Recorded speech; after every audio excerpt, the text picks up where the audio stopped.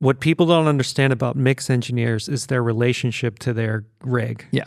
And the trust. Yeah. And what it means for their relationships. Yeah. And so any change to the mix rig, it changes the relationship dynamic with the client. It's really about the client. It's what mix engineers learn to provide for their client and maintain and protect. Yes. And they protect the reliable outcome for their client. And anything that fucks with that, any introduction is a risk. Mm-hmm. Any new piece of gear is a risk to that system that has been maintained and protected by the mix engineer. Mm-hmm. So it has to be worth doing.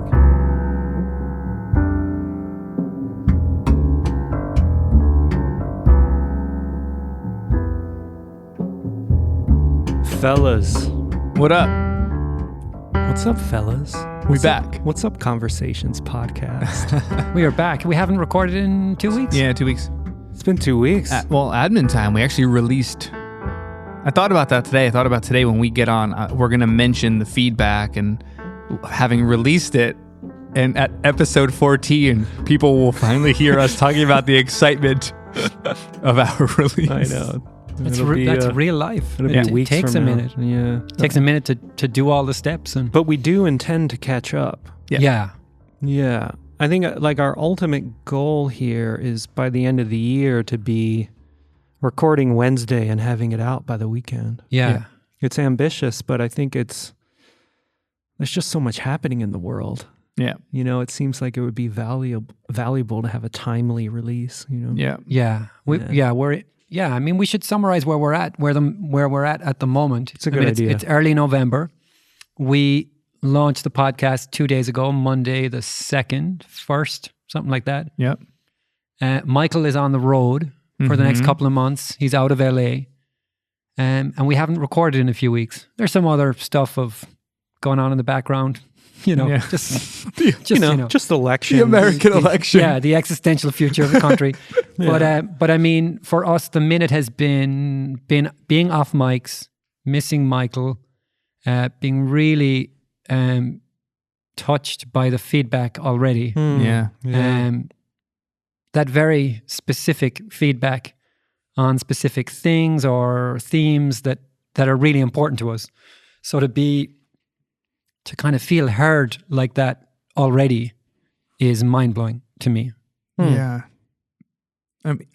Getting these messages, I don't know. I'm not always extremely responsive to my DMs. I'll admit here, but you can't help but want to thank everyone that is saying what they're saying right now. And we've been doing this for so long and wanting this to reach other ears, and the fact that it's resonating, even, however small the audience will wind up being, the fact that it resonates at all is just fantastic. And I'm so happy about it. Yeah, the size and the scale is one thing, like how effusive people are about what they're getting from this conversation, to me, is really inspiring. Yeah, the homie Tyler Johnson called me today, and he was so proud of us, and he was just, getting through the first episode and I was talking about kind of the intention behind all of it, and like what you'll get from by the time you get to episode 5 or 6, you'll understand where we wanted to arrive. The first 4 were kind of the warm-ups, even though I think they're quite good and there's a lot of interesting topics in them. Cool stuff in there. I think we really harness it by episode 5, which I think in context of this episode being, I think, 14, people will hopefully be along this ride with us, and that was the point. And I kind of expressed outwardly that to him, and I'll do it here, is that correct me if I'm wrong, guys, but I think we're looking for 10 to 20% audience overlap of the Pensado's place and Mix with the Masters. Like, this is supposed to sit outside of that. We're not necessarily trying to fit into that conversation as much. And I think from the feedback today, I'm gathering that that's what's going to happen. I think we're on track into that kind of niche world. It's a subculture. Yeah. The way that we talk about audio, our philosophy, these are sort of, when you get into certain rooms, there are a lot of foreign concepts that are familiar and sort of normal to us. Yeah. The way we approach audio, the way we think about gear, the way we think about the engineer's role as a go-between between the artist in the moment of inspiration and the audience. And, there's just a way of talking that, it overlaps with the PMC community. Our time at PMC Speakers, Ruairi was, for new listeners, Ruairi worked at PMC for 10 plus years. And I've been there for 3 years at this point, almost. Oh, wow. And John is a client, and I was a client for 8 years before I started with the company and whatever. And, there was always this way of talking in the PMC circles that was so different to the way I heard everyone else talking about audio. Yeah. And so like what we're doing here is really an evolution of those PMC social circles, those conversations that we were having behind closed doors, whether it was like an AES dinner in San Francisco or like that's what Tyler said. He's like, it sounds like you and Spider, the way you guys talked when we would be in the room together, and like just sounds a bit more of a sharpened version of all of that. I was like, that's perfect. That's what it's supposed to be. That was the goal. It's called the conversation for a reason, because it's our conversation. I mean, we're obviously we're at pains not to talk about our sore ankles for half an hour or the flat tire or whatever. It's sharpened, and it's we try to keep it focused, but it is really just how we are. An interesting topic that him and I touched on that we might have touched on to some degree, that I thought I could bring up and kind of get your guys' real time take on this, and I'll keep the producer that he was talking about out of this. But the idea of when you hit a certain level of success, but that story isn't your story, and let's producer X produces major Grammy sweeping category album. All of a sudden now has the hottest managers in town and is afforded the availability to be in every room possible that he wants to be in. And instead of feeling like excited about this and stoked, he's like, wait, I just want to like make records that sound good, and I don't want to be in every room. But my response to this is that I'm taking this for granted. I feel guilty for not taking everything. I think that saying no is a privilege, because everyone else has to, or a lot of people have to do this for survival, and they don't have the opportunity to say no.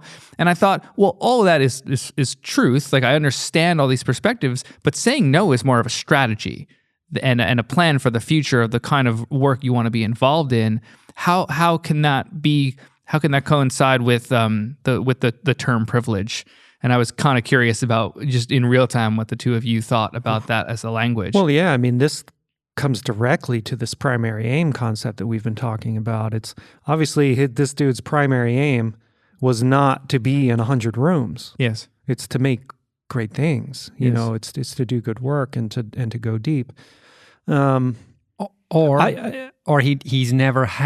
He's never articulated a primary aim. It may just have been. Which was my story. But that's what I mean. It's not that. Yes. It doesn't. But it could be that if it worked and he got it offered these rooms, and he's like, oh, this feels great. Like, it could have become that, but clearly that's not the case. But where's the resistance coming from? Yeah. Right? Yeah. So I have no idea where this person is in their assessment of their own situation, their diagnosis of their current circumstance, what their vision for the future is. And no information about this person. So just talking to that situation, I'd be workshopping for trying to understand the character of an ideal day. Yeah. I'd be trying to understand how I'm trying to live, and then I'd be thinking about my work and how it serves that.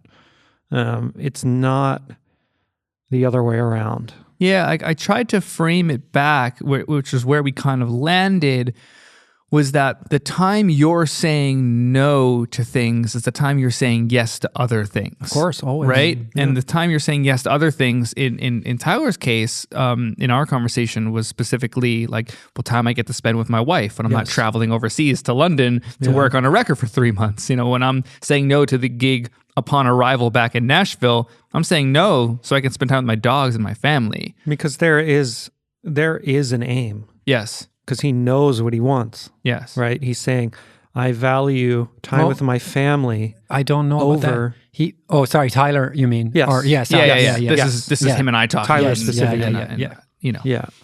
He's making that choice because he understands the sacrifice because he's thought about it. Yeah. I mean, that point of every time you say, like, every time you choose something, you're saying no to something else, you know. Right. To get here, opportunity cost. To get here tonight, I passed 99% of the freeway exits available to me. You know what I mean? Yes. Like, Yes. But I knew where I was going. So going back to the original dude, he may have realized that he doesn't want the constraints of success, of the kind of success you describe. Yeah. So the pressure, a management team who are highly motivated, looking for their 15 or 20 and need him now. Yes. And they have, even at that level, they have a finite amount of access to those rooms. Their access depends on producing results.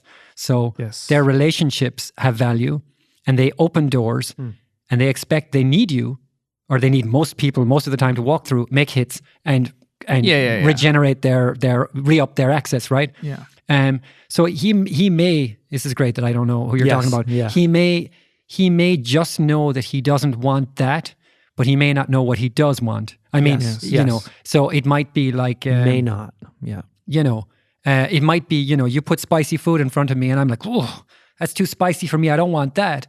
That doesn't mean I want just potatoes for the rest of my life, right? Bland food. But you are Irish, so that would be a high probability that you would want potatoes. You know, just putting it out there, potatoes and whiskey, they're like old school the way to my heart. Like, totally, right?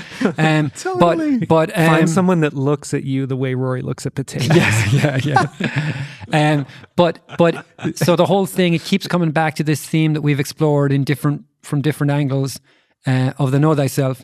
And I mean, this is increasingly one of the most exciting areas for Spider and I in our work, is that we've started out going to people unfucking their studios, and more we're unfucking their approach, their ideas, their mindset, their sense of self, their sense of what's possible, career direction.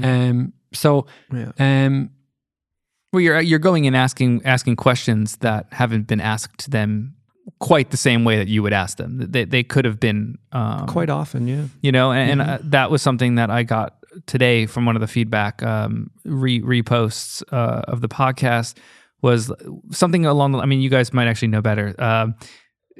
The thing you didn't know that you were missing, like thoughts and questions that you didn't know. I'm paraphrasing. It was way more poignant than that. Yeah. But we're trying, and I know you guys are way better at this, and why we're all doing a podcast together. But okay, that's what you're saying. But why are you saying that? And why have you felt this way historically? And well, what's the outcome that you and your team or your family or whoever are trying to get to and to achieve? And I mean, no one had asked me that, you know, at all until you guys. So I imagine that most people don't get asked these questions. So then to hearing Tyler talk about this today, I was like, of all the people that I do know this person, I go, wow, I'm surprised no one's ever asked this before or talked about this with him. And it feels like an island a lot of the time, like specifically as a engineer producer, you're just locked in the room. There's so much being locked in a room. What were we talking about in the car today, Spider? I can't remember why we were on this in the conversation, but this idea that, or maybe it was yesterday on our ride down to Lee Miles. I have spoken your name. Yes. Say my name, my name. But we were talking about the idea that when you're young, when you get excited about music is this wild space of possibility.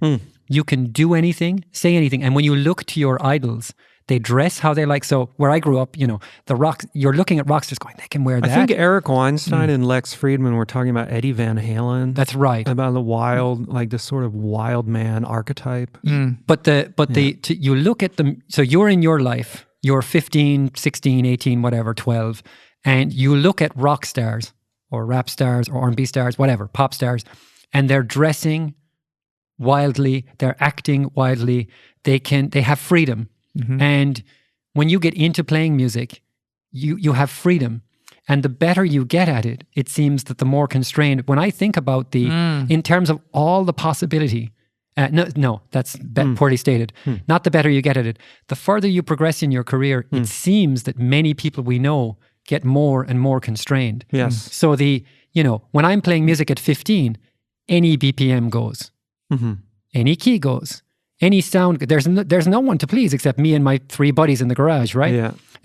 When you're writing pop bangers, and that that management company we described earlier has an expectation. Yeah. Yeah, they're The BPM range gets narrowed. Yeah, they're like 70% of top ones are at this BPM. It's like, and that's I'm gonna hedge my bets. what are we doing?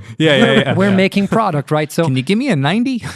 so It's all these 140s. Exactly. The end result is that in a lot of music, people who are working at a high level are not very free in their what was once a creative domain of freedom. a domain of freedom, a space of many possibilities is actually really good. Is actually quite limiting. Yeah. So that person, I can imagine a situation where that dude found his success by exploring and finding something that resonated with him, and it turned out it resonated with the public and ton of other and he people. made a smash. But now you're not allowed to do anything else. Yes, and we know that from stars who've gone on record and said the label wanted the second record to sound like the first one, or they want I didn't want to do that. I wanted a ballad and they wanted another disco song, whatever. Yeah. But we don't think about it when it comes to producers, engineers, and who are being driven to make records that are a certain level, certain sounds.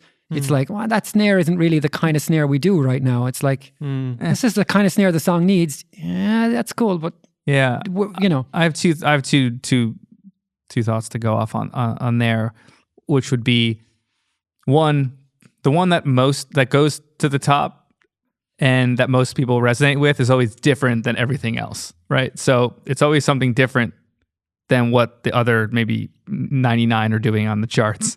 It's the one that stands out. It's the one that makes waves and that people want to copy and do again. So if you're the producer who did that one might only work with that one artist. So God's plan. so if you get signed to said famous management company and they put you in the room with everyone else, your sound might not work with 90% that's really interesting of the artists. It was a one-time collision. The So more outstanding you are, the less you fit in. Yes, exactly. Thank you. Yes. Yeah. And I think that seems to be the struggle for me thinking about this producer is that not that the skill level is so high, but I could see it existing more in a Alabama Shakes, Brittany Howard kind of. We tour and we do big arenas and we do this, but we don't have that commercial success necessarily. Sounds like somebody who should have an imprint or something. Exactly. Developing. Right. So Yeah. maybe that's the primary aim that will be fleshed out internally, or if you guys ever went in the room, But I just found that interesting, the idea that we don't even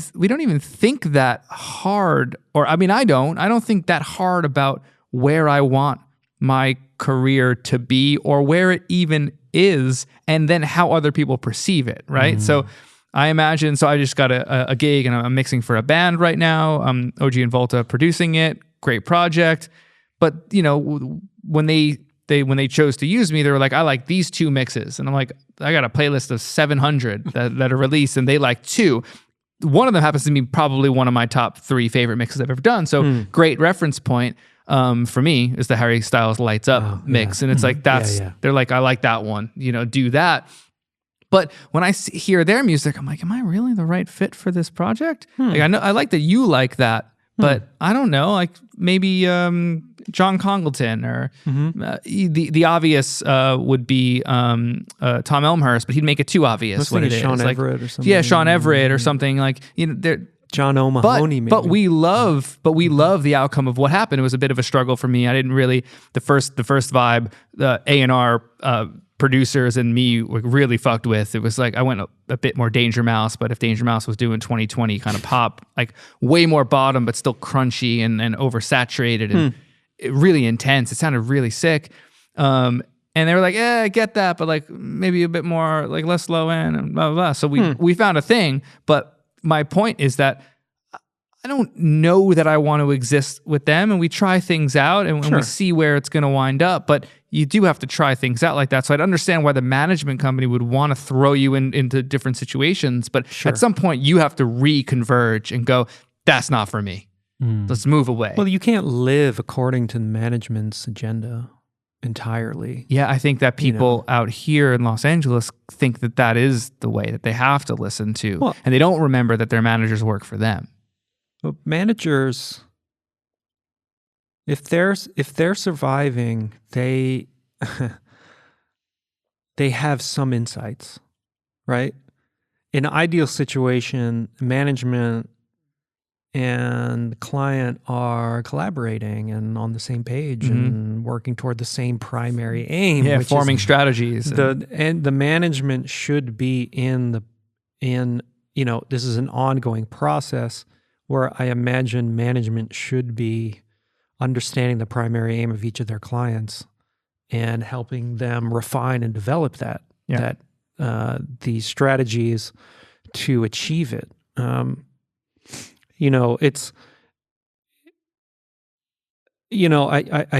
really want to be hesitant about putting management or A&R or labels into a kind of box that says management acts this way and having this sort of cynical attitude. It's not like that anymore. Establishment. No, it's not at all. And pushing the responsibility back on you or the artist or the producer. Always. If you're, and then it becomes very clear, I know very little about management, so that's why I'm being quiet, but if you're not clear on where you're headed, then you're not really in a position to criticize anyone else. You know what I mean? It's like you've got to get clear on where you're headed. Spider just took a bite of the bread. God. Yeah, can you explain let's just pause. Okay. I have sourdough bread in my mouth. Yeah. It's salty. There's olive oil. Greek olive oil. And there's the flavor of a seasoned oven. It's the toasted black sesame. Yep, and a squeeze of lemon. The lemon is cutting the fat, and it's the sourdough is tart. That's the Clark Street Bakery. Clark Street Bakery? Yeah. I don't know that I've had a bread experience like this in a while. Yeah. Actually, because of COVID and the limited flavors I've been exposed to, certain flavors have been really popping lately. Yeah. And I haven't had sourdough, like real sourdough. It's real sourdough. The tartness is in there, then the lemon brings it out with the salt and the olive oil. It's fantastic. It's insane. Yeah. Did you salted it? Yeah, I made it all. Yeah. It's insane. You made the bread? No. I took the bread and then did everything else. But wait, and what are we drinking? Uli Stein 2019 Blue Slate Unfiltered, which is what everybody wishes that their orange wine tasted like, that they buy from Silver Lake Wine. It's pretty funky and it's drinkable. It's good. It's a Riesling. And we finished it, right? Yeah, but I have 4 more bottles of it, so we can probably open up another Probably one. get to the end of recording, so we can I'm done mine. So I can open up more. Let's jump back to what Ruairi's talking about, because I have a bit of a friction point there. That you have to be clear on where you're headed. I think that... Well, no, what I meant is that in relation to, there is this intuition to jump to management or constraining me, or management put me in the wrong room, or the producer didn't get me. And it's like, well, do you get you? Yeah. Do you know where you're headed? Because then maybe you need to either bring them on board or find a new producer, manager, mixer, that gets label. you. Yeah. Yeah. But if you're not clear, then how can you expect them to be clear? Yeah. I imagine that's the case. Maybe in a more corporate environment too. You're on a team, and Michael's not here, and he'd be able to speak on this way better than I could. But I imagine you're a designer on a team, and maybe you're not a team leader, and you're just not. You're bumping up against your art director or your design manager, and it's like, well, maybe you need to ask your higher ups to put you on a different team or work on different projects, because you're not speaking the same language, and then no good can come from it. No. And instead of adding to the friction by constantly disagreeing, just part ways and go somewhere else. And I think that we hold dear to these relationships that we that maybe when you're really young and it's like your first manager and now you have this loyalty to this person, and 3-4 years down the line, they've kind of haven't. I mean, I guess we're talking music business right now. I kind of just did this with Matt Rad, and I did want to go a little deeper on it, but I don't know. Artist management is different than a producer writer management. So I want to just put a little caveat there. We're talking specifically on producer, writer, engineer managers than an artist, because a lot of the times there's no contract with these kind of engineer managers. And if so, they're not long term. People want to work with you, and that you want to work with them, and that's where that goes. Handshake deals are common amongst that style of management. Sure. The contract is for breaking up. Yeah, right, exactly. Yeah. So I think that's important to mention. But you should have people on your team in your small village that want the best for you and are aligned with your primary aims and outcomes. I mean, but if we don't know we're supposed to ask these things in the meetings, in our first coffees with these potential prospect managers or A&Rs or whoever you're going to work with on your team, if we're not asking ourselves these questions first, how are you prepared for the meeting? You're just going to go in there and be charismatic, and of course you're going to sell everybody on you. You're charismatic and interesting and talented, and everyone's like you, Sorry, I take that back. No one's like you. You're a precious but you know what snowflake. But you know what I mean? Like everyone is, there's a lot of greatness out in this world. There really is. Like there's so much talent that has the potential of being cultivated and exploited via a team, right? There's a lot of that possibility. It's not, I don't know if it's 1 in a million, but it's probably way less than that. When we were driving yesterday listening to Eric Weinstein and Lex Friedman podcast, amazing. If you don't know either or both, follow both their podcasts. They're incredible. But Spider and I drove down to this meeting. It was 2.5 hour drive, whatever. We talked a lot in the car on the way down, worked really hard in the meeting, spoke a lot. And on the way back, we just kind of zoned out to this podcast that we'd both kind of already heard, but we'd heard different aspects of it. So it was like, hey, let's just jam it together, right? And at different points, like, one of us reacts to a statement like, yeah, that one.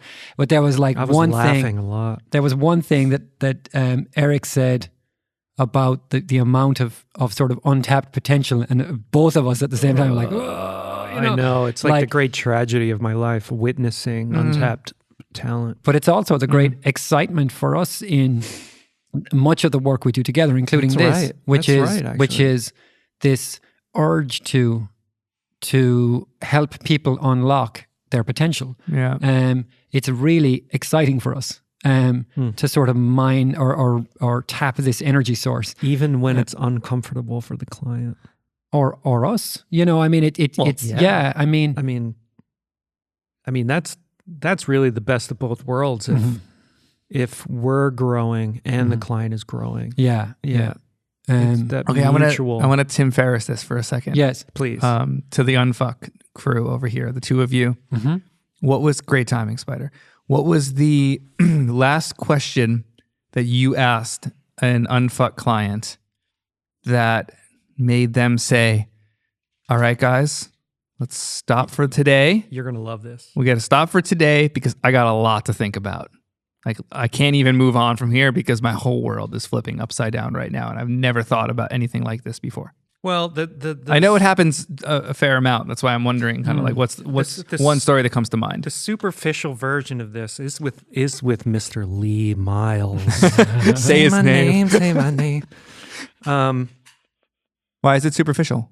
Well, it's not as like earth-shattering, time-stopping as you're saying. Okay. But Lee, like most of us, has been tracking vocals with compressor. Yeah. Little LA2A, just kissing it.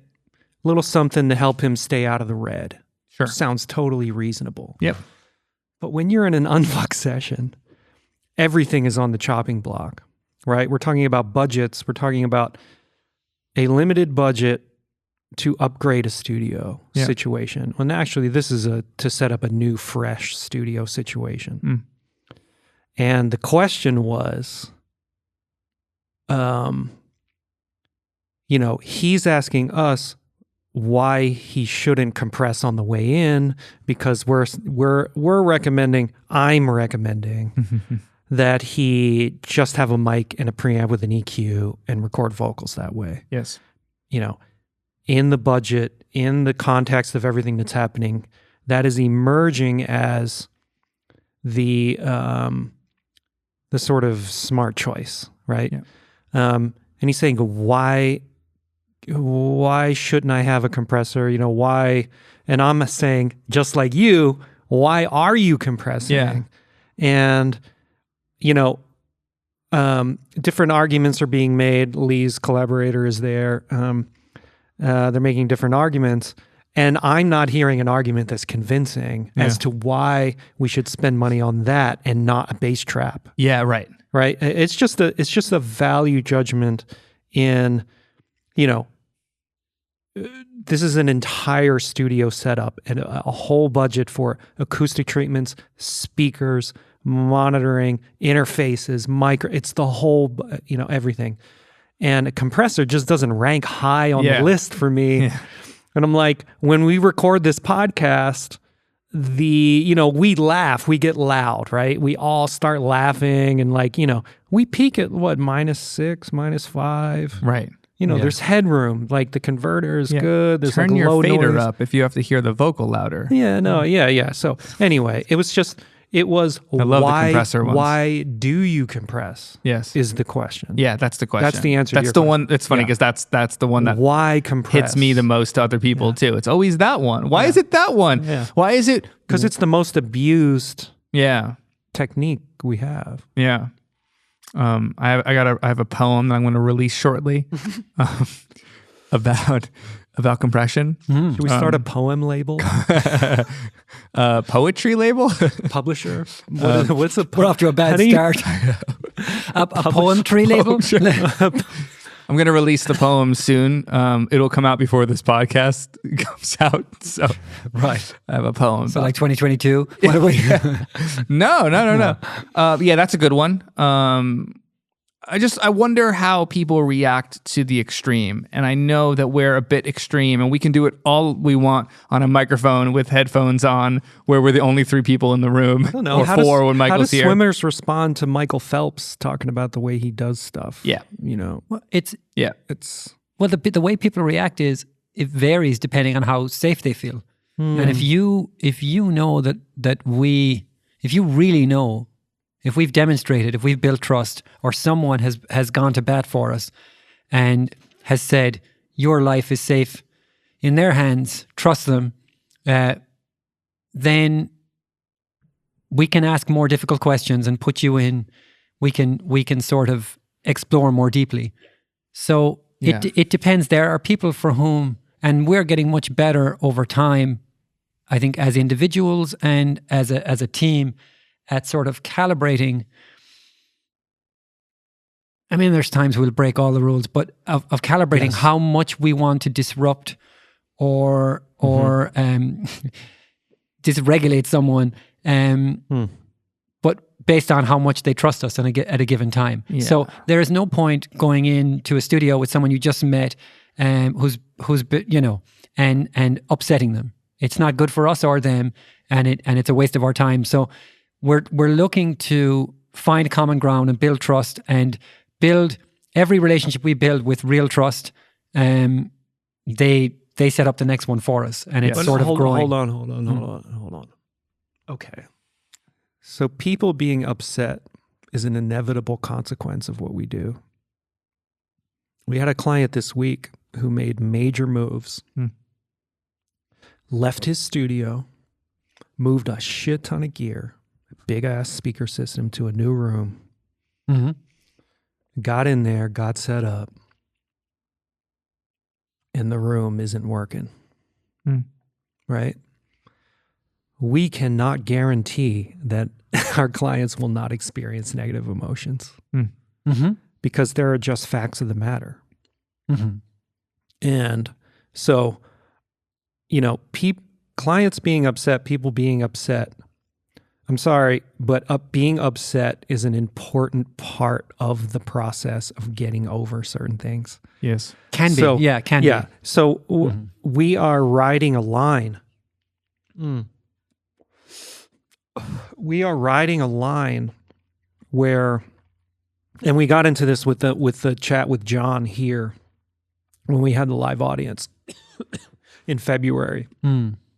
It's like we are looking for how far we can take people toward. We are trying to knock down as many obstacles for people as we can. And so we're taking people to the limits of their comfort zone and then just over. Right? It's sort of like a trainer. You're gonna work a muscle group so that you take that muscle group to its comfort zone and then just over, so that there's some tearing of the muscles, there's some thing that triggers the growth, the development. Yeah. And that's where I feel like when we go into a room with our clients and we're asking them about, what do you want? A very simple question that is very hard to answer, even for me. Yeah. What do you want? It's complicated. Well, what's possible? You get into this space, and maybe I'm occupying this tension a little more than you do in real time when we're in the room with people. I never thought about that. I am trying to stretch. I'm trying to stretch the muscles. I'm trying to take the client, like in their thinking, to the edge of what makes them comfortable, and then take that next step. And that's the reframing of the vocal chain. It's the shift in approach. And you think about how little time we have with clients. And we're trying to change the thinking in a way that knocks down the obstacles in front of them in the short term and the long term. Yeah. While we're in the room. I don't know. I mean, this is my experience with clients. It's, I'm asking questions, you're asking questions, and I'm looking at the limits of their comfort. I never thought about that breakdown between you and I. I think I tend towards. That's really interesting. I've never thought about that. I think I tend towards motivating people and building trust, maybe, and then, yeah, I've never thought about that breakdown between the two of us. Spider's a feisty, pokey guy. Yeah. Pokey. I take risks. Yeah. Same. Yeah. Hold on. Interesting. No, I've never. It's. I think you can motivate with pokes, right? I don't think that they're. Yeah. I don't think one is non-motivating and one is motivating. Right? An interesting example with a client recently where a grander vision for them. So I'm painting a picture of their future, and there was a lot of discomfort with the scale of it. I see you doing this with this artist in this space. A lot of pushback. It's like, why are you pushing back at me when I'm painting you the future that that I know you want? Yeah. It's because it feels too ambitious. I might fall over. I might fail. It's much safer to temper our ambition than it is to aim high and fail, right? Yeah. Much safer. So it's interesting sometimes the motivating and the building up and the building excitement can also be uncomfortable for people. So it isn't just you're not just pulling the rug out from under people. It's so interesting. Like when I'm in the room with you and our clients, I don't think I've ever thought that I see Rory's and he's motivating. No, motivating. No. I see you educating in a very unique way, right? You have this way of, you are the king of the tip of the iceberg. Like, you'll bring some tidbit of information that has obvious connotations and you'll just put it right in the middle of the table. And then it's like, well, wait a second. What do I do with that? Well, that means, what do I do with that? It's like, well, that means, okay. So when I started spending more time with Ruairi almost 3 years ago, when I took the gig at PMC, I quickly formed a kind of frustration with you. And this frustration was,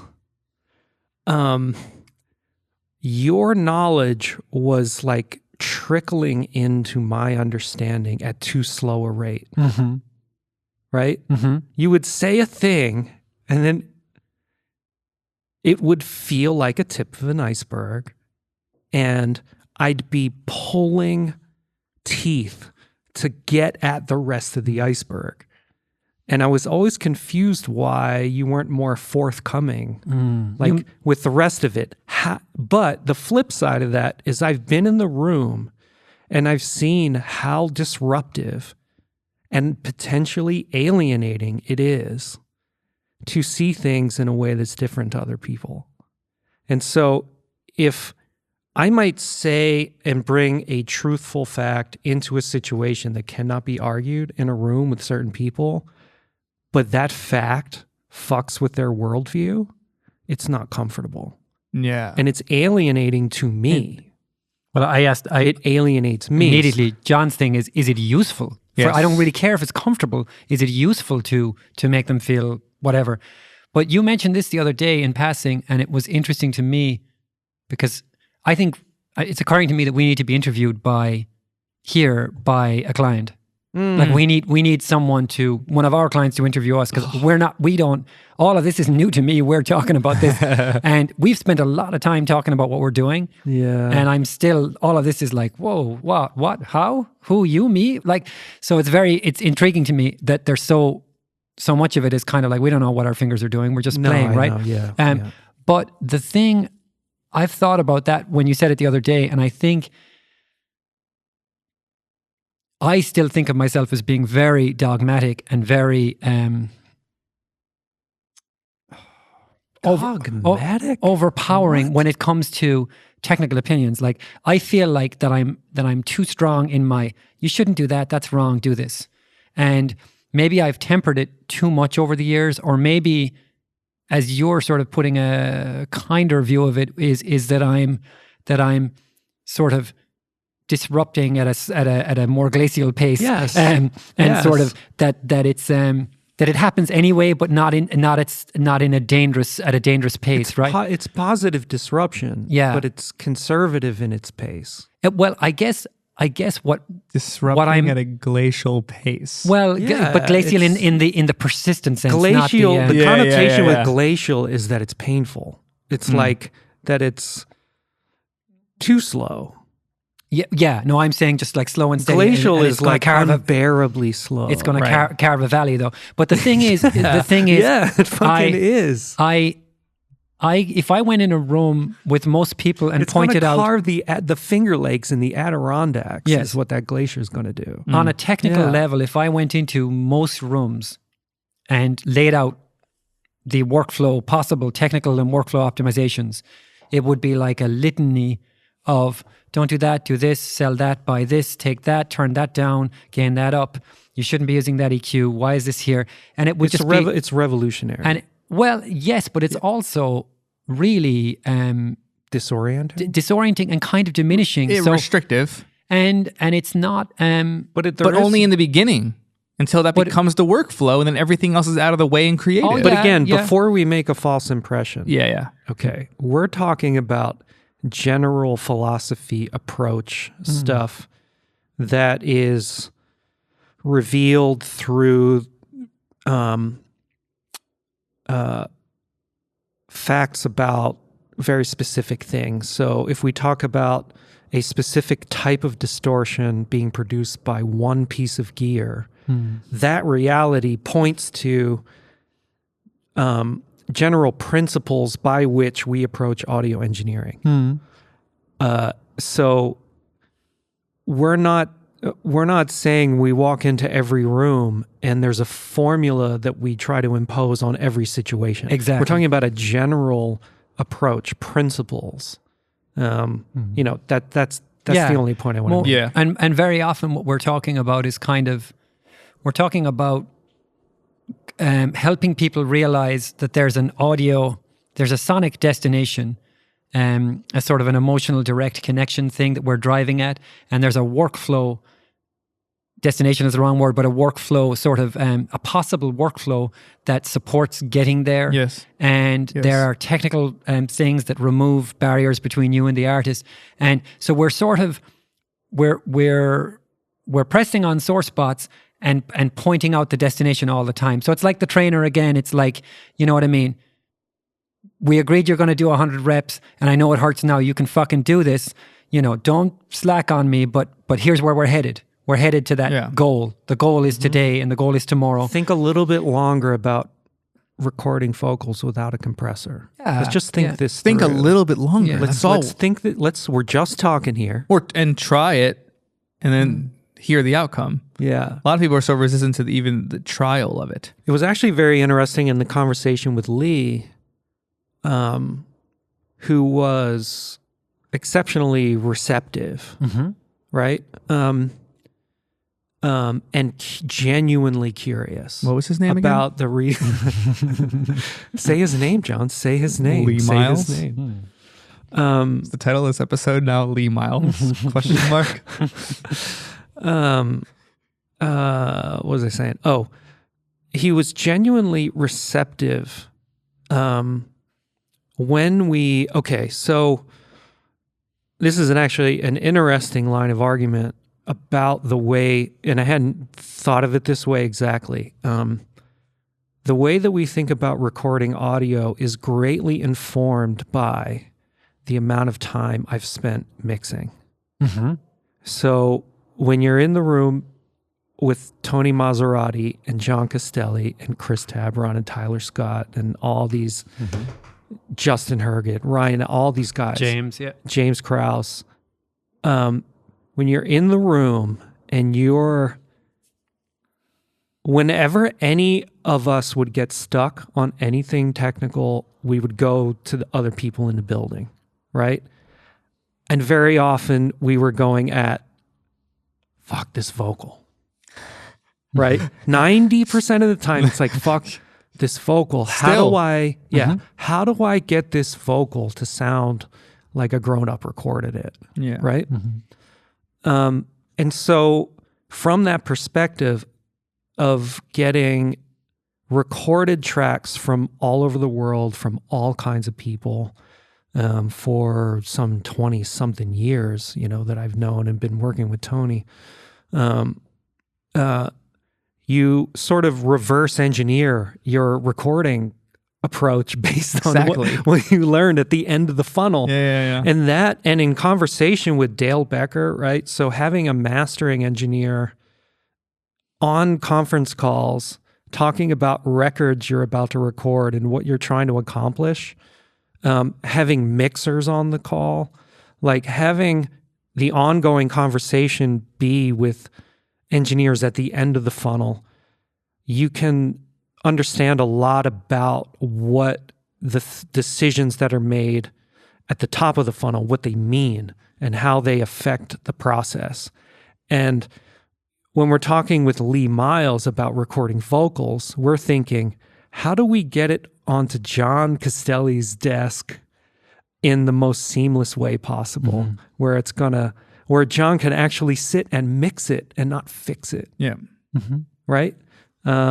So, that's where the gear choices and the techniques and everything go into trying to have the minimal amount of work and the maximum amount of human connection. Yeah, you said it best. I mean, the minimal amount of fixing. Like my top end with whatever EQ that I use will most likely be a better version of your CLA treble boost. It just will. It will be more dynamic. It'll be less fatiguing. It'll be all the things that we know we want, but we kind of hold on to because it's thrown on there in the beginning of the process on the demo, and then it just remains there because we haven't heard it any other way. I know this is different in the context of Lee Miles, who's going to be recording and producing all the things that he does, so he'll have control from start to finish of that before it gets to the mixing desk. But and we'll be thoughtful about these things. But most of my concern with this topic is that, you know, you get same day deadline and the vocal's molested, and you're like, this is what I have to work with, and I have 2 hours to deliver this to you, and you're giving me that amount of time. I'm down with the tight deadline. But I'm going to fix for an hour and a half. Yes. And then I'm going to mix for 30 minutes. Yes. And the chances of you liking it more are slim to none because you've been living with this one and you've only heard this broken version that's not going to stand the test of time. And that's kind of the thing that we're always kind of getting at with the Tony world, is we're trying to make records that stand the test of time. 30 years from now, when the label wants to re-release this record, this hit that you made, it better be able to stand up, and we need headroom, and we need access points that are not fixed. And that's a huge part of what I'm hearing from the let's not compress the vocal on the way in. There's so much more you can do with an uncompressed vocal than you can with an compressed vocal. And everybody intuitively knows that. They know it. Maybe not everyone, but most people that are recording know that they can't take off compression once it's right. It still boggles my mind that people overcompress going in. No, everyone's doing it, and you still can. Just do it later so you could undo it if it's too far. Rory's itching here. No, I'm just thinking about the layer. I mean, you can go there with that, and all the points you're making are correct, but the layer below it, the question that just obliterates the glacial layer? The question is why? Why are you compressing? And like back to my freeway analogy, on the way down here tonight, people got off at every exit. All 99 exits I passed, someone got off. So you could say they're going places. They just took that exit. Maybe I should do that. And it's like that when you drill down, it's like, why are people doing it? They're doing it because other people do it. They're doing it because they bought EQ magazine or Mix Mag as a kid or read on Gear Studs. Guilty. So it's a respectable way to do it. Yes. We all did it, and you think, well, they're here and they have a hit and they had this, so I must have this to get to that destination. I must go via that exit to get to the same destination as them. And it's like not true. It's kind of false confirmation. Yeah. If I think about like, okay, I have vocal chains that would sound very impressive from records I've made, right? Oh, I had this whatever 251 that Mick Jagger used on whatever song, and then that went into a thing, into a GML, into a Pultec, and like whatever. Yeah. Okay. Yeah. Stories. If dude is too close to the mic, none of that matters. That's it. Yeah. Like, so it's a matter of priorities. It's a value set. Yeah. A compressor in Lee Miles' chain, when he's very, and Lee is an example of like lots of people we've met, he's got exceptional interpersonal skills. Yes. And I want to be in the room with him making music. Yes. If there was a guitar yesterday, like to hand, we would have, like, he's got that open, childlike sort of positivity about music. So when I think of him recording vocals, I just see him eyeballing an artist and like willing them to the take. And the idea that he would be like, lock eyes with the singer and then be like, no, I'm going to go tweak these fucking dials for a while. It's heartbreaking to me. It's like, wait a second, you are a 100-meter sprinter who's now decided that you're going to stop off and get water for all the other sprinters like halfway during the race because it's a kind thing to do. It's like, it's very Lee Miles. You know what I mean? You need to focus on what you're really good, right? Yeah. So that's where our head's at. So that was a really good session yesterday. Awesome. It was really intense, and it was. I'm struck by. I mean, I'm really enjoying this conversation, but I'm struck by how poorly we understand what we do, and not poorly, but like a lot of the questions you're asking or we're talking about are kind of interestingly challenging for me. Well, we're in the process of drilling down. I mean, look, Rory and John and I have all my conversations with my good friends have very different character. So my conversation with John over the years has been different to the one I've had with you. And with Rory and me, we've been really trying to understand ourselves. We've been trying to drill down to understand the system of our individual value that underlies all the ways that it manifests in our lives and has in our lives. Ruairi's done all kinds of interesting things. I've done things that I find interesting. But we're trying to understand the thing that is common to all the various things that we've done. And you know, it's you know, people don't often have the opportunity to change careers, you know, voluntarily. And so I was first a recording artist as a very young person. I mean, I started doing recordings when I was 7. And I thought I would be a recording artist and producer forever. And eventually I found other things that were interesting to me, but there seems to be an underlying thing that I do in all these different domains that has to do with making things better, that has to do with unfucking dysfunction, noticing dysfunction in a system and getting it out. Enabling the flow. Yeah. And just like... You're very familiar with dysfunction. Yeah. You know? So you're sensitive to it. I'm very sensitive to dysfunction in systems. Yeah. And, you know, so the Unfuck has sort of taken on a life of its own as a brand, as a sort of movement around, I don't know, maybe, I think Ruairi describes it better than I do, but it's a kind of cultural movement around not fucking yourself in the first place.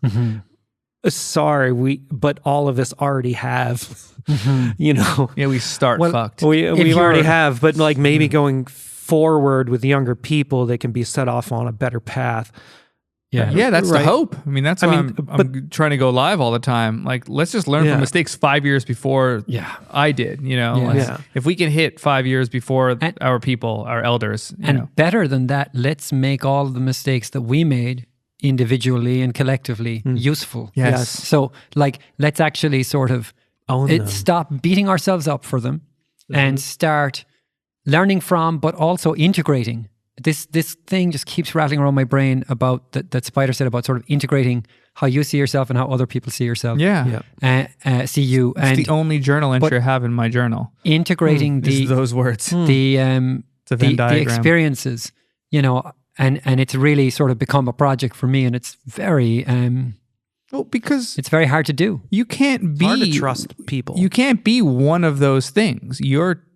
I mean, I have this Venn diagram. It's literally, I have a journal and it's a couple of poems and it's this Venn diagram. And I gave up after that like 4 years ago because I don't know how to journal. I just write. And I'm like, why am I writing this? That's not smart. That's not interesting. But I stop writing. I don't know how to journal.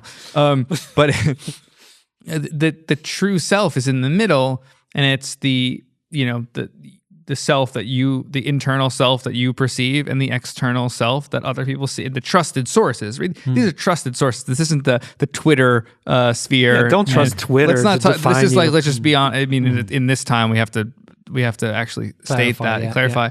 This isn't what everyone thinks of you. It's a trusted community. And how could you know yourself as completely accurate to as other people see you and perceive you? It has to be part of yourself, because people are witnessing you do these things. So you're portraying a version of yourself that you might be unaware of. There's a high probability that you are highly unaware of a lot of the things that we do. Why not get real-time feedback from people to help us grow on our journey? I mean, but that requires trust and vulnerability. Yes. Yeah. And that is not an engineer's stronghold. Nope. You know? No. We talk. We're supposed to stone face, sit there and get the job done. And front about ability or success or whatever, you know. So you sort of build a wall around yourself instead of sort of being open to the fact that, hey, I want to be better at this or at eating or exercising or learning or whatever, you know. And then reflect outwards for the other people around you to see and learn from as well. Yeah. I think it's pretty clear to me what you guys do when you go to a room, so it's hard. And I'm not as good.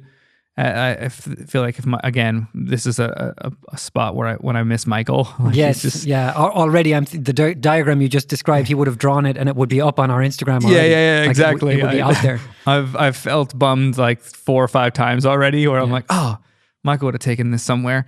And this is, it's good exercise and practice for us to do it without all 4 of us here. But it's in those moments where I miss the foursome that started this to begin with. So love you, Michael. Miss you. Yes. I had a really good conversation with him during the week. I almost called him on the way down tonight, and I was worried about sort of, because I was already pretty low energy coming in, and I was like, I don't want to have an amazing conversation with that Michael was my exact thought. and then slump on the table. Yeah, I was really low energy today too. But it's pretty clear to me something really simple, and I've adopted into my own walk through life and my career, and whether it's mentoring or advising or just being friendly and being myself, which is just asking why. And that's what we keep coming back to with the compressor thing. I want to take it so far that it goes to every tool that can possibly be used in the creation of the art that we make, right? Like, so let's just move up the ranks. Why microphones? No. No, more like the post preamp world. Let's say that without a preamp, you have no sound. So let's go post preamp. So equalize? Why EQ? Like why EQ? So why? But not why and don't do it. Mm-hmm. Why are you doing it? Mm-hmm. So in each move, not the general why. It's in that move. Why did you do that? Why was that the choice you made? Oh, well, that frequency was harsh. Well, did you try saturation and rounding it off and reorienting the harmonic content in the sound before you just took out that frequency range that is pretty integral to the sound of that piano? Like you're just gonna take out that 4K. It's like that's Elton John. You're just gonna take out the 4K. I mean, so not that you don't want to take out the 4K, but you might want to perceive it slightly lower. So is there another way we can access this outcome? So with the compression, it's the same thing. Well, it doesn't mean you're not going to compress or level that vocal. What other way can we do this, or when can we do this? So why are you doing it now? So I just want to put a bit of a point on for me, when it comes to these tricks versus why don't you want that gig? It's more, well, why don't you want that gig now? Why are you doing that now? A lot of the time, it's a more now moment. It's these quick feedback moments when you're in a session and just taking a step back before your move. And that's not to say don't make spontaneous moves and throw paint at the wall and be an absurdist at the same time and diverge. But when it's time, be mindful of why you're making these decisions. And I don't hear anybody asking why did you EQ that? All right, hold on. Okay, go. Hold on. Okay. So when John Castelli is talking about mixing, he's talking about no mind. He's talking about flow states. Yes. He's talking about not being mindful. Okay. Yeah, but the mindful practice is what gets you to the ability to not be mindful. The ability to be flow. Of no mind, right? Yeah. Okay, so the question why, now we're in self-consciousness, we're in thinking. Now we're not in flow. This is training. Yep. Right? Thank you, yes. This is not mixing. Yeah. This is training to mix. Okay, so most engineers, when the first AES talk we did with Tony in the PMC room, like the one when we had the Ocean's 11 flyer and we're ordering pizza and all that and whatever, and we mixed the track in the room with everybody like it was like Tony's studio, right? There's Q&A at the end, and we were all sort of looking at each other, being like, someone from the audience will ask a question, and then we re-ask the question in a way that makes sense in our universe. Yeah. So we're reframing the questions, and then and what we were hoping from the audience is that they ask better questions. So this idea of better questions, right? So you're talking about people thinking about how should they do things. And people are wondering, like, how do I get that vocal sound that's serving God on this whatever mix? What should I do to get that? How do I get that? Yeah. And people are learning different ways that they believe will get them there. They, a Sermon mix session gets leaked into the world somehow. And, people start passing around tips and tricks and ideas of how things are accomplished, and people are chasing that. And I think you're encouraging people to ask a deeper question about like their personal emotional relationship to the song. Like that is the only thing that can tell you what to do, not what so-and-so did on another thing. It's completely irrelevant. It is because, okay, there's a couple of, I can imagine a couple of relevant examples for a reference point. It's like, hey, give me that slap delay that's on that record. It's like, all right, cool. Like, I get it. You want a slap delay on the record and give you that thing. When you're talking about shaping, all that to say is that there are specific reference points that one can ask for that can be pretty deliberately achieved, and we shouldn't, I don't want to say don't do that. I mean, you know how to do it, and it just is that way. This is an approach for aspiring engineers who are trying to get better. Yes, and producers and songwriters and sound designers. Like we talked about this on an earlier episode. I don't even want to be called a mix engineer anymore. I don't think I'm not really changing balances. I always go back to that. It's like, I think I'm a sound designer. I think I'm shaping records. So it's like, I mean, I want to be called a mix engineer. It's going to be the lowest common denominator. Like that's what it's going to be. But there's more to it than that a lot of the time. And it's an approach thing, which goes back to earlier about that band and where we wound up. And I didn't even know if I was the right fit, but I did my thing. And it's an approach thing. And then you wind up somewhere. But all along the line is you're asking questions, you're wondering why to do it. Yeah, you're right. And I should go back and say that Spider said it exactly right. You're entering a flow state. You're not thinking, why am I EQing? Yeah. But it's practice and it's training it's in those moments thinking, oh, well, why did I do that? Is it a reflex to EQ because I need that gone? Or should I boost something next to it so that becomes less apparent and then we become more even of a sound? Yeah, it can be upon reflection. Yeah. So yeah. I think, no, I like your distinction there. That's really key. I don't know. I don't think we're asking any questions. We're just taught certain things. Mixed down industrial complex. We're just taught you need this, this, this, and this, and you got your sound. You got the sound of so-and-so. But just like you said earlier about the Mick Jagger 251, it's just a story. You don't sound like Mick Jagger because you put the mic on it. There's a correlation.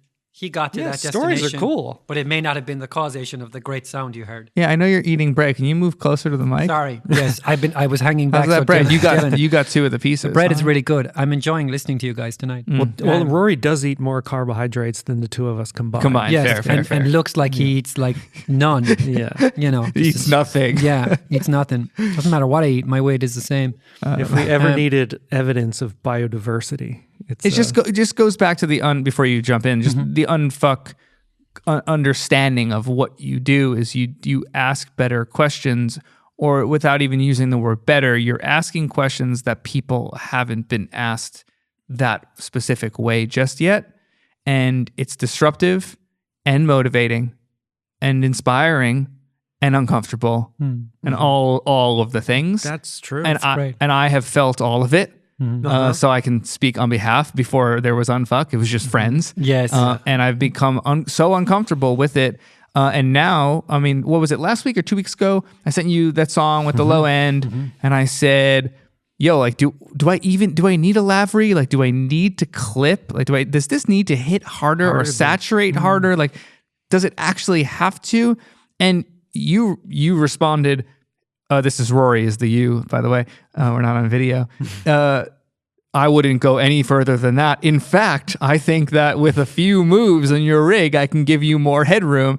And my thought right away was like, all right, let's do it. Let's lean in, yeah. Maybe 5 years ago, or maybe more like 8 years ago, I would have been resistant. I don't think 5 years ago I'd be resistant. But like 8 years ago, I've been like, nah, it's working. I got it. You know, Yeah. like the blue collar mentality of, nah, don't fuck with my shit. It's working. Like, I don't want to I change don't think this. I've ridden discomfort with anyone more than you. Yeah. We have a lot of hours of sort yeah. of pushing the comfort zone. Yeah. Mhm. 100%. Yeah. And it's funny when you think about, okay, yeah, my friend's a mix engineer and I'm like pushing his comfort zone. It's like, what does that mean? Yeah. Right? What does that mean? What pushed your comfort zone? Dude, I had so much air quotes great gear in my racks, and you're like, you need better speakers. And I was like, I got no money. Sell all your gear. The gear is great. When do you use the gear? Oh, I use that on the bottom snare. When was the last time you recorded bottom snare in this room? Never. Like, you know, like that's that conversation pretty much verbatim happened about a distressor. You know, I don't know. I wasn't using the distressor on anything. Like, And so, well, why do I have 4 of them in my rack? Rory's eyes. Yeah. so but describe the discomfort. Like, I don't what remember about that was, it. I'd have to. I mean, I don't. And this is to a fault. Like, I don't. I mean, you know this about me, but the audience know this about me. I don't really dwell. I don't really think about the past. That's true, you don't. I'm really good at being present. I don't even think about the future. My goal is to be present. But at all embracing discomfort But yeah. is the principle here, and you have done this. times. And You you've probably know better than I indulged- do. You've indulged my inspiration on how you should be uncomfortable for a minute. Yeah, for 5 years. Well, yeah, that's true. He's indulged as my a trainer. whims. He's been the best client Yeah. to learn how to train, right? Yeah. But I also think with it, he's probably just like us. Like, just it's interesting. I'm very clear on what we do, what we, you know, the steps we take in the room, the approach in and the outcomes. Yes. But the mechanics, the kind of like the machinery underneath that's driving the process. Tonight, I'm like, whoa, we haven't really thought about how it is that Spider and I divvy up the responsibilities in the room. Yeah, We've never the division discussed. of labor. It's a very natural rhythm. Yeah. why does that have to be discussed? Well, it You know, doesn't. No, it doesn't. yeah, it did. Yeah. Clearly it doesn't so far. Yeah. But it's interesting how little we really understand it. So with that, I'm saying, you know, we should be interviewed by a client or 3. Yeah. Have them interview us about the thing, right? Would I be have fun. a couple in mind. But also, yeah, as, do it. I'll moderate it. Bring them on. I like as it. someone, Sounds great. Yeah. as someone to give insight into what we do, you're probably equally unqualified because you're so unique. You're so He's in it before. flexible, and so there's so many descriptors of you that make you sort of unique in a way that doesn't demonstrate what we do typically, because you're At the same you're time, such an outlier. At the same time, I know what it's like to kind of have that Tony mentality of the room's working, don't fuck it up. You know, so I mean, we tried to take the attack wall down here once. It just wasn't better. It's like, well, could you bring in panels from John Hunter and put them up in place and prove that it's better simultaneously? Then we can make that move. But until that move is made simultaneously, the room is working. So there is still that. Yeah, okay. That's So- not discomfort. That's like, no, this works, and I'm getting 10 songs. Wait, okay, so every- this is what I'm Yeah. this is what I'm getting at with the comfort thing. It's what people don't understand about mix engineers is their relationship to their rig. Yeah. And the trust. Yeah. And what it means for their relationships. Yeah. And so any change to the mix rig changes the it changes the it changes the relationship dynamic with the client. It's really about Yes. the client. It's Yes. what mix engineers learn to provide for their client and maintain and protect. Yes. And they protect the reliable outcome for their client. And anything that fucks with that, so this is the difficult thing about being someone who encourages mix engineers to try new equipment.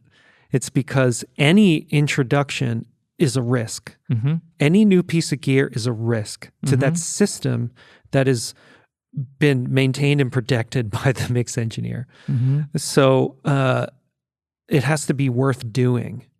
So I think that this understanding of how deep the trust factor is for mix engineers with their rig It's everything. It is. me. It is the whole. It is the platform for the existence of the mix engineer, and so the comfort zone is around that. It's the bravery of a mix engineer is to take risks to improve what they provide to their client without threatening what they provide to their client. It's a risk assessment project. And you, more than anyone that I've ever worked with, has entertained my whims. Dude, I would just rip rooms down and start over again while working on a mix that had to be done the next day. I mean, you've been willing to participate in things that I've come up with in dreams about, the last time we did this space, came in a dream. Yeah. I mean, let's bring the attack wall back into the conversation because I know how much you guys love it. Because people ask me all the time, so I might as well talk about it actually, as a point of reference that you guys even can use moving forward into rooms when people ask about, well, why does John have an attack wall? Right. I have that attack wall because I'm in a space that's 2,500 square feet and I need it to work tomorrow when we first moved in here. And I got the attack wall, RSPE, had it just enough to demo to see if it would work in the room before I was able, decided to pull the trigger because it's quite expensive. And they brought all they had, which happened to be 22. And based on finances, I kept pulling one out with Spider on either side. We'd pull one out, hoping I can just save $1,000 here and there. And be like, nah, it's not the same without it. So that wall stayed at the 22 that came up here. I just wound up buying my own and getting it all black because it was all multicolored at that point, which was really hideous. So I was able to mix the next day, and I kept mixing for years. And I kept getting hired. My return hire rate was pretty high. Yeah. My rehire rate, whatever the term would be for that. And I was like, oh, this really works. And then, now and then Spider would throw in I think we could do better than an attack wall at this point. And Ruairi, the same thing. And we tried it once and we didn't have anything to replace, but it's a story that I know that works, right? I know it's a story. I know this works. Doesn't mean something else isn't going to work, but this works now. And until something replaces that, I got to pause on that. I don't know if I can say that. No, I mean, there has to be Bible, there's a better confidence. version of the Bible is going to exist. And I don't think that there's going to ever be a better version of the Bible, but there's another alternative book to read. And I'd like to try reading other books. There just has to be bro. What? That's a wild leap. Yeah, the analogy is wicked. Yeah. But I think I think the fact that the attack wall is still up here is evidence to your commitment to your clients, because there cannot be an interruption to your confidence. Yeah. And so whatever comes next has to be better. Yes. And it has to be worth doing. And it's a calculation that we've all sort of decided wasn't worth doing at the moment because of how effective the situation is. And but look, the timing of when and if things get improved from here where your rig is at now is all an ongoing conversation. Yeah. I mean, the fact that you could move up here after being in a shoebox 50 square foot room, yes, for 5 years, to across the hall from Tony Maserati to a 2,500 square foot loft, and you were mixing in a day. In a day. In a day. That's an accomplishment in and of itself. Yeah. But the attack wall had a strong role that played there. So that's why just for context, when people ask why, that's why. I don't necessarily think that is a one-size-fits-all for every room, or even should necessarily be considered as an option, cost-effective wise, one, and two, for its downsides that it has, that I know Ruairi knows better than I do about that. So I guess what I'm saying is, publicly speaking, I don't want to highly recommend it if I'm sitting at a table with two people that actually know better, right? So this is my public non-endorsement of it, though I've been using it for so long. It has been a little, I've answered a lot of questions like, if you don't like attack wall, why does John have one? Yeah, that's what I mean. I know that's a question for you guys. It was also 4 years ago. It was before I started spending every day going in and out of rooms and, with Ruairi and setting up hundreds of rooms at this point. For me, I don't know how many, maybe over 1,000 for you, maybe. Yeah, it's a lot. But it over 12 years. It goes back to Rory's point always, which is Tony Maserati mixes those records on those tannoys, not because of the tannoys, despite the tannoys. And I'm making records sound like I am despite the attack wall, not because of the attack wall. That's not giving me the mix. It's giving me the capability of making mixed decisions in a room this size with this layout. It gave us the ability to spend some amount of money and ourselves get you set up in 24 hours. Yeah. That's what we got out of it. We didn't get the best imaging and, we didn't, Imaging's pretty good. It's all right. It's pretty good. It's pretty good. It's pretty much better than 99.99% of what people monitor with. Sure. What do you got, Ruairi? I feel like you're... I don't know. No? Okay. I don't really have anything to say. I mean, about that. Yeah, I mean, I despise attack walls. I mean, that's what I wanted to hear. Yeah, I think they're really poor value. But I agree. But I completely get, like, what you've just said is really succinct. It's like, here's why I did it, and to this day, it's serving my goals. And the goal is that when you sit down to mix, you don't think about it.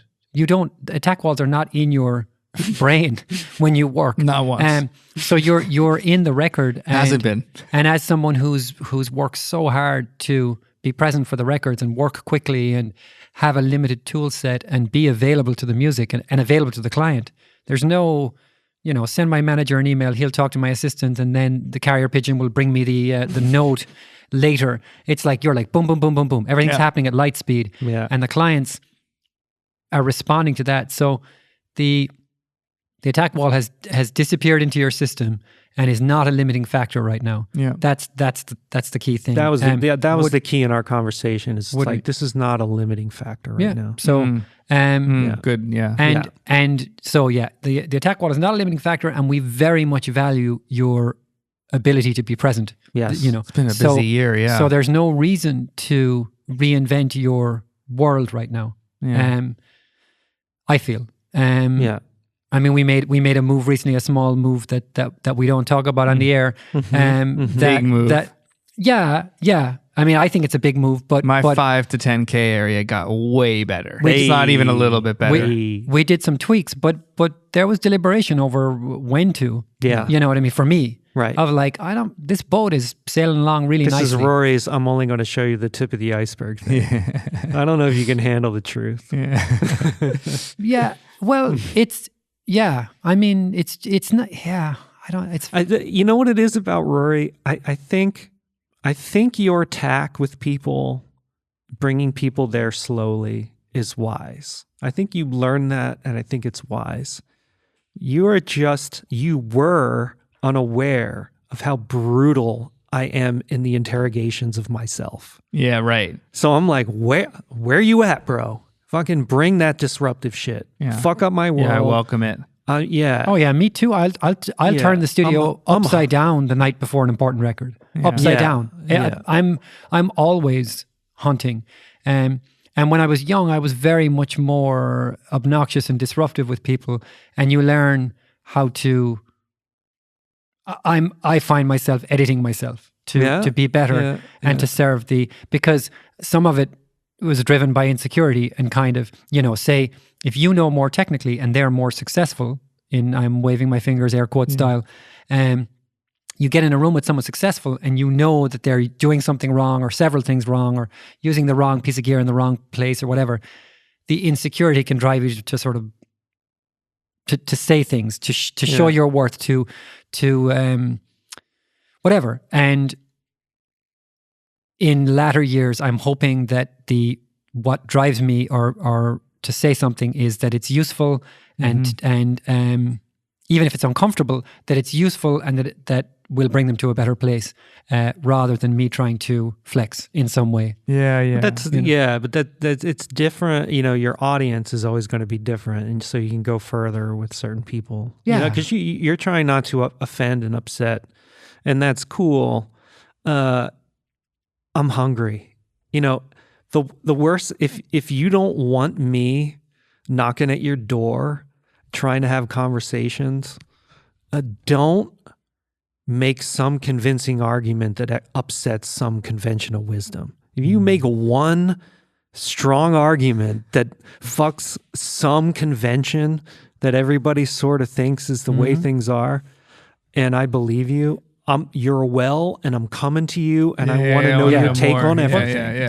That's what I'm looking to do, and that's why we have so much fun with this, is because I'm looking to constantly sharpen how we present ideas to their most poetic, so that we can say 2 lines and the conversation is over. It's like, oh, well, when you say it like that, of course the distressor is out of the rack.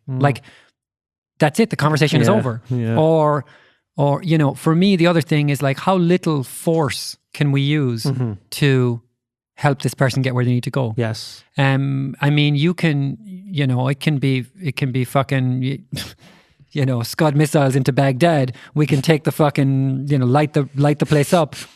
Is it necessary? How little can we do in terms of disruption to get them emotional or situational, whatever it might be?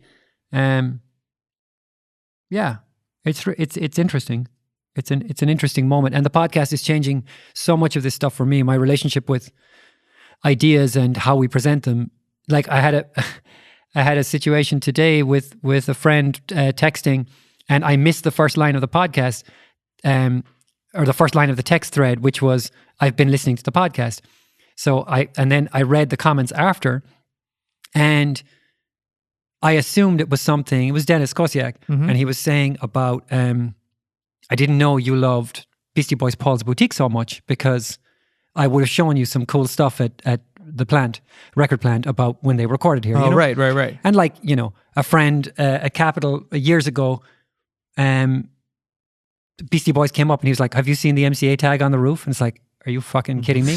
I didn't know this either. I'm a huge Paul's Boutique fan. Up on the roof of Capitol, there's an electrical panel, and you open it up and MCA tagged it. And it's like, you're standing in Hollywood on the roof of Capitol, and Anyway, so Dennis was saying, but I had this, I was like, I just assumed that you or Spider had told him how much I love that record, and it was very kind that he would remember. So I was like, thanks for looking out. That's really dope. And then really random text. And then his next thing was I'm going to finish the rest of these up or whatever. Thanks for doing this with the gang. And I was like, oh, you sent me a text for someone else. That's obviously about mix work or something. He's like, no, I'm listening to your podcast. Did you not see the first? I'm going to listen to the rest of the episodes. And it was just really funny to me that Spider and I were talking about it earlier, that the fact that I love Paul's Boutique and it's meaningful to me, and it was a record that I remember the moment I heard it on the back of a bus, that it's out there now. Yeah. And that it's coming back to me. And so my relationship with our ideas and our understandings and our learning and our growth and our conversation and what we have to share and what we have to learn is all sort of changing right now. And it's really exciting. Yeah. It's really, really exciting. Not just being told, I like your podcast, but our relationship with new ideas is in flux. And that's very... it's affecting everyday life. Yeah. It's very important to me. I mean, I hold this in high regard and take a lot of responsibility here. I don't want to just say stupid shit. I know I just made that Bible comment. Sorry.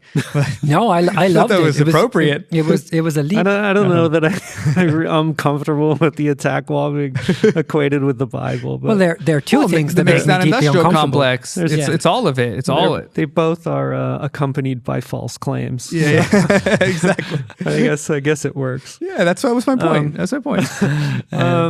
What was I saying? It actually, No, I had an interesting experience today, and one thing that it may be very obvious is that most of the times we sit down, we don't have a theme. We haven't decided what we're going to talk about, right. Because it's a conversation. When you go to dinner with your friends, you don't you don't You have don't an have agenda. You Yeah, know, yeah. well, when John orders the starters, I guess we'll talk about Oysters. whatever. Yeah, when the oysters have been ordered, We'll that is have the- key. The cue to The work conversation, and then we'll move on to the yeah. family conversation, and then Yeah, whatever. right. We don't do it, so we have no plan. But today I had someone sent Sid, my wife's mom, sent her an article about my dad, and it triggered An article about your father. an article about my father, and it was about an incident that happened 50 years ago today, I guess, where my uncle, who's my dad's younger brother, and two other fishermen were out. So I come from a town that has very famous lakes, the Lakes of Killarney. They're the most famous lakes in Ireland and at the centre of the most scenic sort of tourist route in Ireland. So think Yellowstone or Yosemite, not in scale, but in terms of import in Ireland. Yeah. There are famous songs about the lakes, and it's, if you go to Ireland, you've been to my hometown.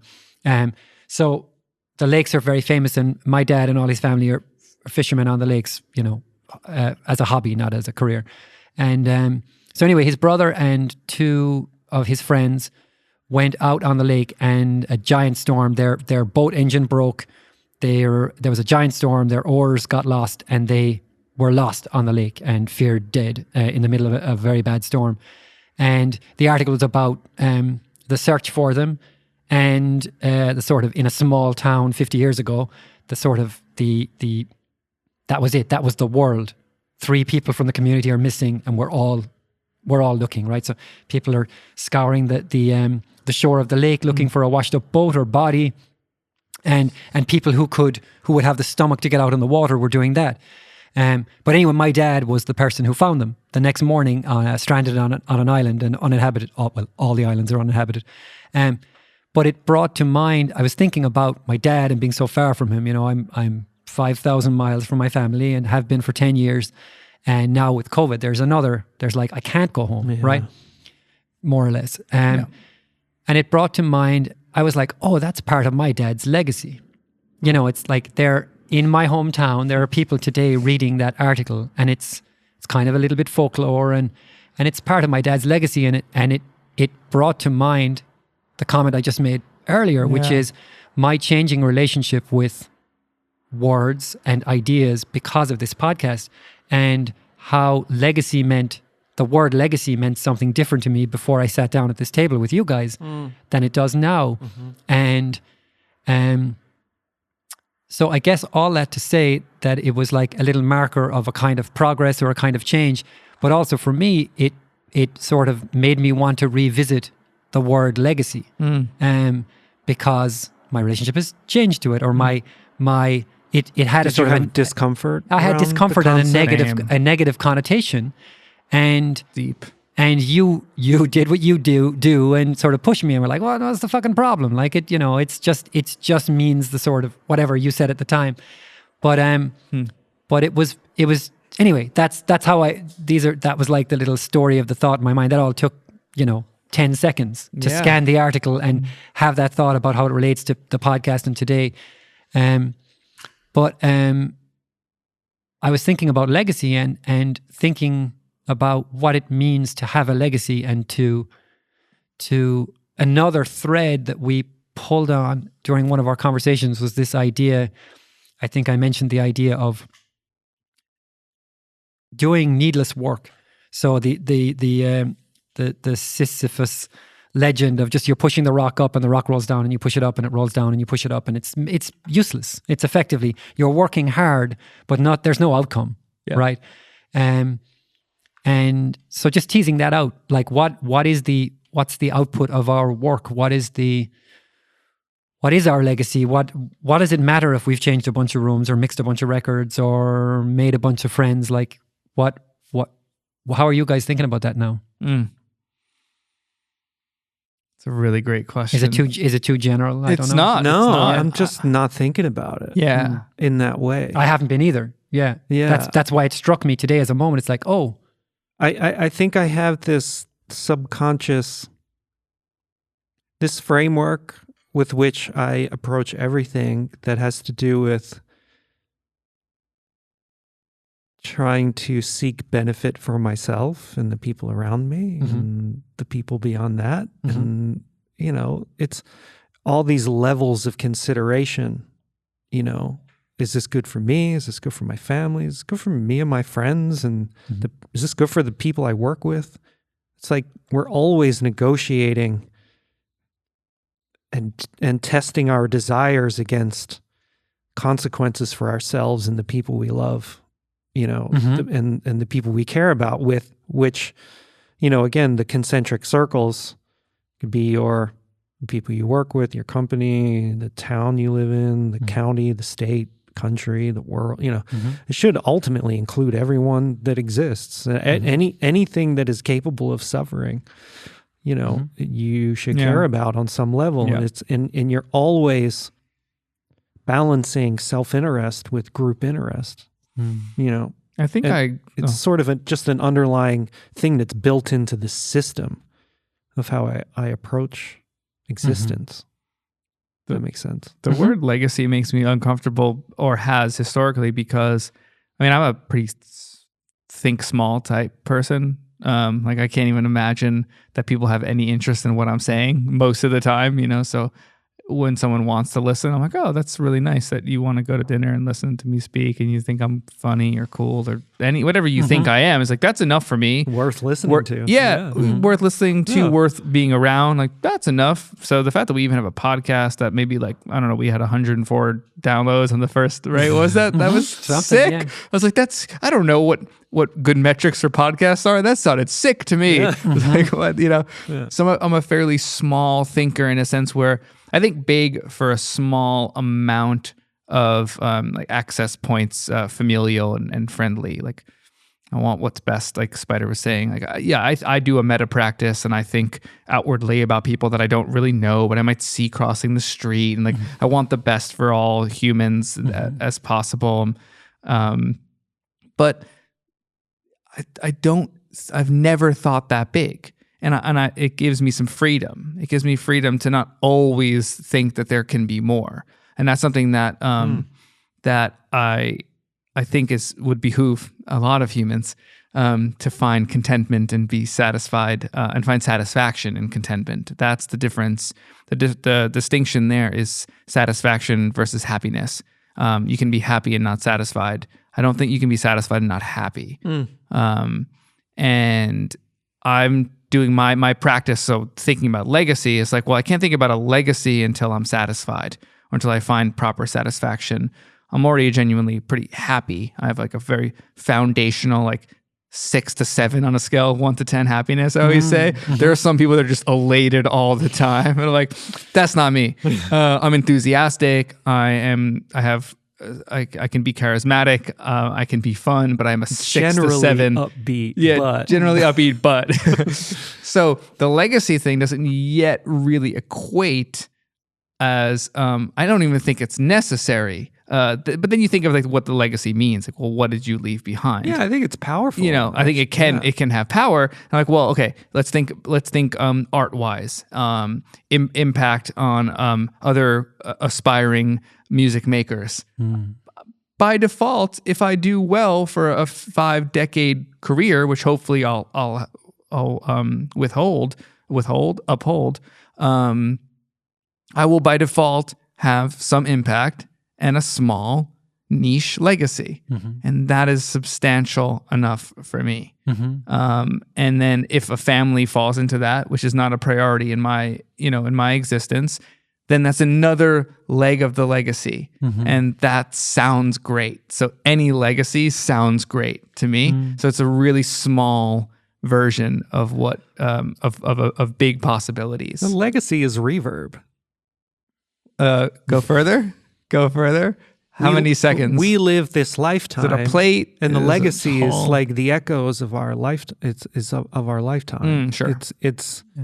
It's the story that's told about us. It's the impact we have after we're gone. So, yeah, there's a sort of narcissistic way of engaging with that concept and being motivated to have self-aggrandizement in posterity. Or whatever. And if you are attempting to attain a certain legacy that causes you along the way to hurt other people to get somewhere where you believe, like there's this narrative that your family told you that you have to uphold and all these things that you think you have to achieve, and you're hurting people along the way. This and is what's sociopathic.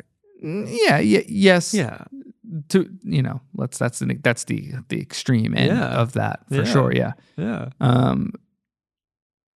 Doesn't have to be like, it could be pretty small things like. But I think like the concept of a legacy can be motivating in the short term to remind us that like the things that we do here now have lasting impact. Yeah. Right. And if we're thinking about I like that, how we can make things better, because of the nature of time and the way, I don't know, nature of time. What does that even mean? I've heard it before. It must be a thing. But the every moment is built on the last. Because every moment is built on the last, the things we do now, we're not only responsible for the short and medium term effects. We also need to consider the long term effects. Not only for, we have our future selves to care about too, right? Like I'm doing things now for the me that will live 10 years from now and 10 years after that. Mm-hmm. I'm caring for that person in advance. Mm-hmm. And that's how I feel about legacy. Mm-hmm. It's like you're caring for people in advance. People that may not even be born yet. That's where I'm lost, but I follow you. But that's, I got it. That's where that kind of ends for me. Hopefully that'll not be the case all the time. But I feel you now. Yeah.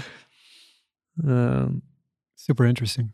The idea of planning and knowing you're going to exist 5 to 10 years from now, I know it has to do with 2 near-death car accidents. It's just like it doesn't even equate. It's a possibility. And not it's not an every year thing, but when 5 years goes by, I'm like, I made another 5 years. Yeah. It's not like that, I'm turning 35 in March. Like I'm not going to, it's not every year. I'm like, I made it. Yeah. But every 5 or so, I've had one life-threatening car accident every 10 years since I turned 20. Just one in my 20s and one in my 30s. 21, 31. Or 22, 32. It's just like bound to happen again, So it's hard for me to think like, save money here for this for your 10-year from now version. It just doesn't equate. And I know this is probably... It's abstract. It's way abstract. So legacy fits in that same space. And learning and the practice of being satisfied and content and present and mindful. You're so present.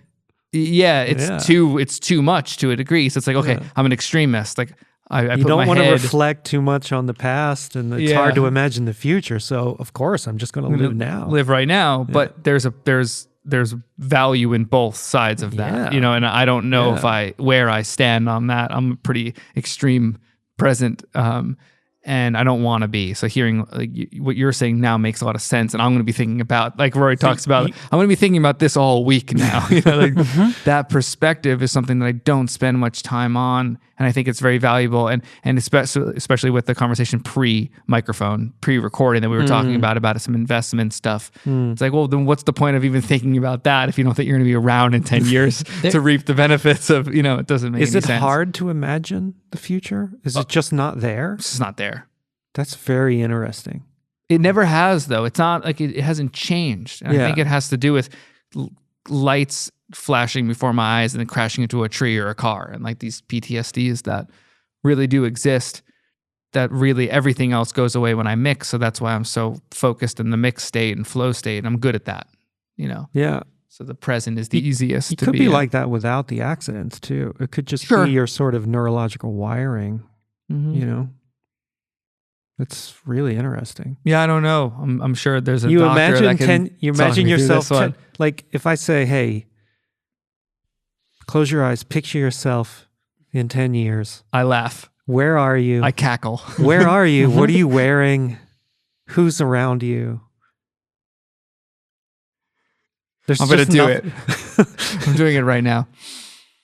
It's 10 years from now. It's What year is it? This is too offensive. It's 2030. This is too offensive to the people close to me. It's not fair. What do you mean? It's not fair to answer. All right. Because I don't. All right. It's pretty blank when I close my eyes. And I know that's not the way it's going to be. I hope we're still doing this, well, you know? But yeah, so there's so many ways into this. I mean, you talked about... That's like a prefrontal cortex, neurological executive function thing that's associated with like autism and this sort of thing for fair-skinned people with red hair with Neanderthal genes. Really? Yeah. I don't have any Neanderthal in me after the two. None. Really? Yeah, I didn't have any. How do you have the rosy? My beard is red. Not my hair though. My beard is a little. It's not. I had 0 in both the 23andMe and Ancestry. 0? Yeah, I'm pretty sure. I'll double check, but I'm pretty sure it was 0. I have a lot. I'm like the 85th percentile. Really? I'll double check. I think I was at 0. But anyway, it's fascinating to me. I feel you. I'm probably some sort of autism. I hope that's not how that came across. But it's just that there's a sort of underlying neurological version of that where people don't imagine time.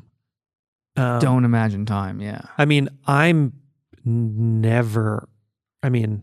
how often am I on time or early for anything we do? Yeah. And I'm always on time or early. Imagining time. That's so, okay. So you're like a pilot when it comes to being on time to things. Very. So you can imagine time enough to estimate and land where you need to land when you need to land there. However, looking long term at your future, it's a sort of haze. That's a really kind way to put it. Haze, yeah. So there's so many things to say. Well, I mean, the idea that one or other, there's people listening who are going to be like John. I'm like John, or people who are like I'm trying to figure out what plugin all I to use think on about the snare. is the future. Yeah. All I think about is what other people think of me or my legacy, or that it's very common for people to think about what will people say about them at their funeral or whatever, right? These sort of and you can paint it as a sort of narcissism, but it's also I've never human. thought that sentence. No, it's a way of trying to understand, of trying to get that perspective on themselves. Yes. What am I doing? That's the external. Yeah. Your internal model of the other people's external model of you. Yes. You know, my use of weed or the way I drink is, I think I'm okay with it. I'm comfortable with it. I'm enjoying it. It soothes me at the end of rough days. But is there an impact, to other people? You're trying to get an aerial view, right? It's part of that thinking. And you could say that thinking about legacy, thinking about what you leave behind is useful because it, as Spider says, it sort of affects you can recalibrate with it. You can say, oh, I noticed that I had a good day, but my wife was crying when I left the house. So maybe something I did had an impact or whatever. And so the idea that we can think about, Spider and I talk a lot about stuff that I'm thinking or working through with my kids, right? So it's like, they're having this issue or this behavior and I'm trying to understand it or teach them or learn from them or whatever. And the sort of longer view. But the other framework is that being truly present and never thinking about, if you're truly present and sort of coming from that, you should explain what the meta practice is, because it sounds like meta, like loving kindness. Yeah, so we'll double back to that because it's a very, I find it really, really wonderful practice. I don't do it anywhere near often enough, but when I do, it's really useful. Yeah, but you do it every time you think about me, right? Sure. Yeah. I mean, I want to live it. I do it with every barista that I interact with, and I get coffee regularly, so it's a pretty regular thing for me. That's cool. We can come back. Yeah, we'll double back and explain it. But anyway, the point is that there is no one way to do this. What's interesting for me is that the idea of legacy, just thinking about my dad's legacy in my hometown, my dad's in his 70s, right? The idea of legacy, there's different ways in, and for me, one of them is my wife and I talking about leaving LA at some point. And it's like, well, what happens when I leave LA? what impact did I have? I've been here 10 years, and I think about a lot of my work having been useless. It was meaningless. It was Sisyphus pushing the rock up, and then the rock fell down again.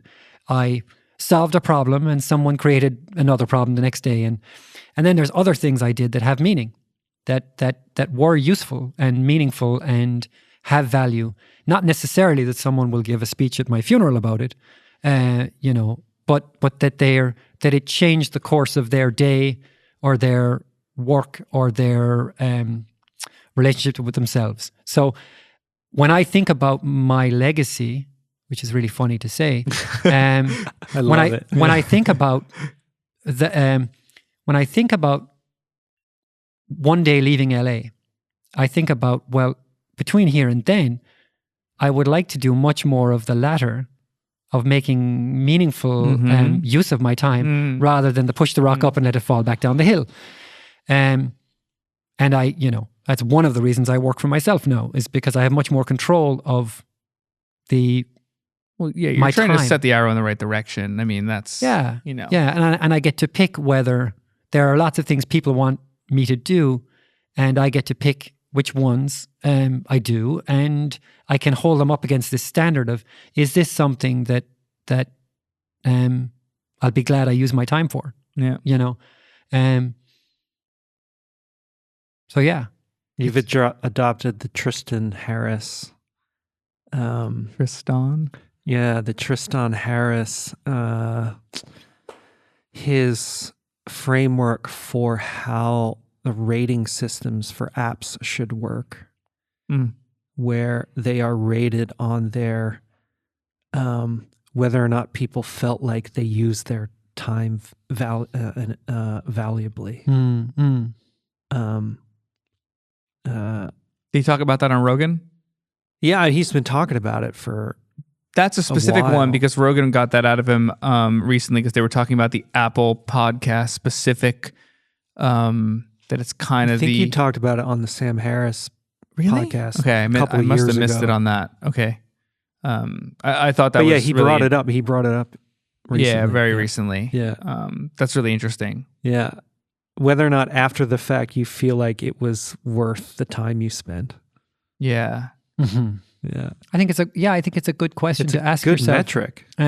Because you're trying. Yeah, but okay, never mind. Just when people are stealing your attention and stealing your time, like we have, whatever. I mean, that's the algorithms and all that. That's a whole thing. Yeah, I mean, we need to crack that open. This podcast, we're getting and I have a friend who said that we congratulate ourselves too much, and my pushback to him was, well, this is the guiding principle of the podcast is honesty. We're talking about where we are at as 3 or 4 dudes, and we are the feedback is meaningful to me in terms of doing more of it, and sort of the value of it, the utility of our words to other people. I'm looking forward to spinning up this flywheel of like you putting that Paul's Boutique thing in the world. You said this today. It was and then really Dennis feeding it back to you, an enriched version. He's like, he wants to contribute to your love of that record and deepen it. How is that self-congratulating? And just think about that at scale. I'm not saying it is at all. Yeah. I'm not. I think it's really positive. I mean, let's spin that flywheel. Let's get deeper into shit. Yeah. But it creates. That wasn't honesty. That was difficult to say. I like this record. There's other things we've talked about authentic already. That it was authentic. Yeah, that were more difficult to talk about, right? Of course. But it creates an opportunity for connection that Dennis grabbed, Yes. and an opportunity for him to be kind. Yes. Which I'm very grateful for. But it we need more of those moments. Yeah, we do. Yeah. So when I think about our Let's 3 hours invite at the them. table and the idea that could scale, that's super exciting to me. Yeah. Whereas, I imagine that, there are lots of other things you can do where you'll fix something and someone else will come along and break it, and then you'll fix it again and someone else will come along and break it. And it's sort of, there's a kind of maybe you're fixing Kurt Cobain's guitars and he's smashing them and changing the world. Maybe there's a utility to the thing you're repairing. I think there is. It's a good example. There's a higher order sort of goal. Yeah. But certainly I've spent periods of my life where really the effort is not useful. Yeah, I mean, sometimes one of my favorite things and that I'll do with a mix is showcase the fact that it's an incomplete record, and then the record might not make the album. And I don't feel like I wasted my time because the song didn't make the album. Mm-hmm. I showcased the fact that it wasn't that good to begin with. You help make the decision or clarify the weakness of the song. That's the same thing you do about a song that's very well produced. Uh-huh. Yeah. You make it what it is. Make it the best But it would version be of itself. easy for someone like me who loves releases to say, well, that work wasn't valuable because it didn't come out. And I disrupted a release or something like that. And it's easy to think that there's no value to that. But it saved an artist from, I could spin it in my head on the other side, which is, well, you save the artist an embarrassment of putting out an incomplete, pretty subpar record, So I think that there can be value found in things, and the Sisyphus example is perfect, but sometimes it might feel like that, and it actually isn't that, right? Very good point. I wanted to bring that back around. Point. I think with honest interrogation, I've wasted plenty of time. So that's why there are more myths than just Sisyphus. Yeah, of course. There's a myth for every occasion. Yeah. The idea is just to get better, and this is a key part of it for me. Yeah, I want to be thinking about what we talk about throughout the week. And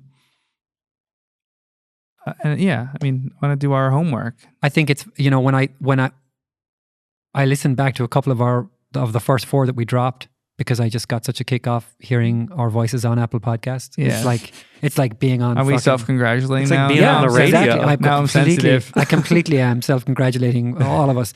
But I listened and it was interesting to me to hear how much some of the ideas have already moved on in my head. Yes. I've already forgotten being the guy. Like, I can't quite remember why legacy made me so uncomfortable.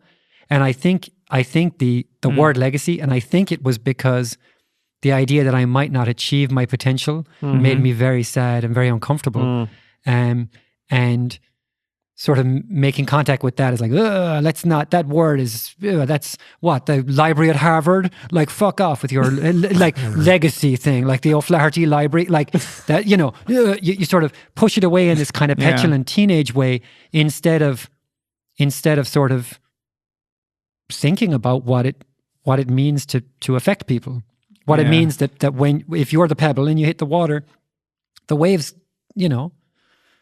they affect people. So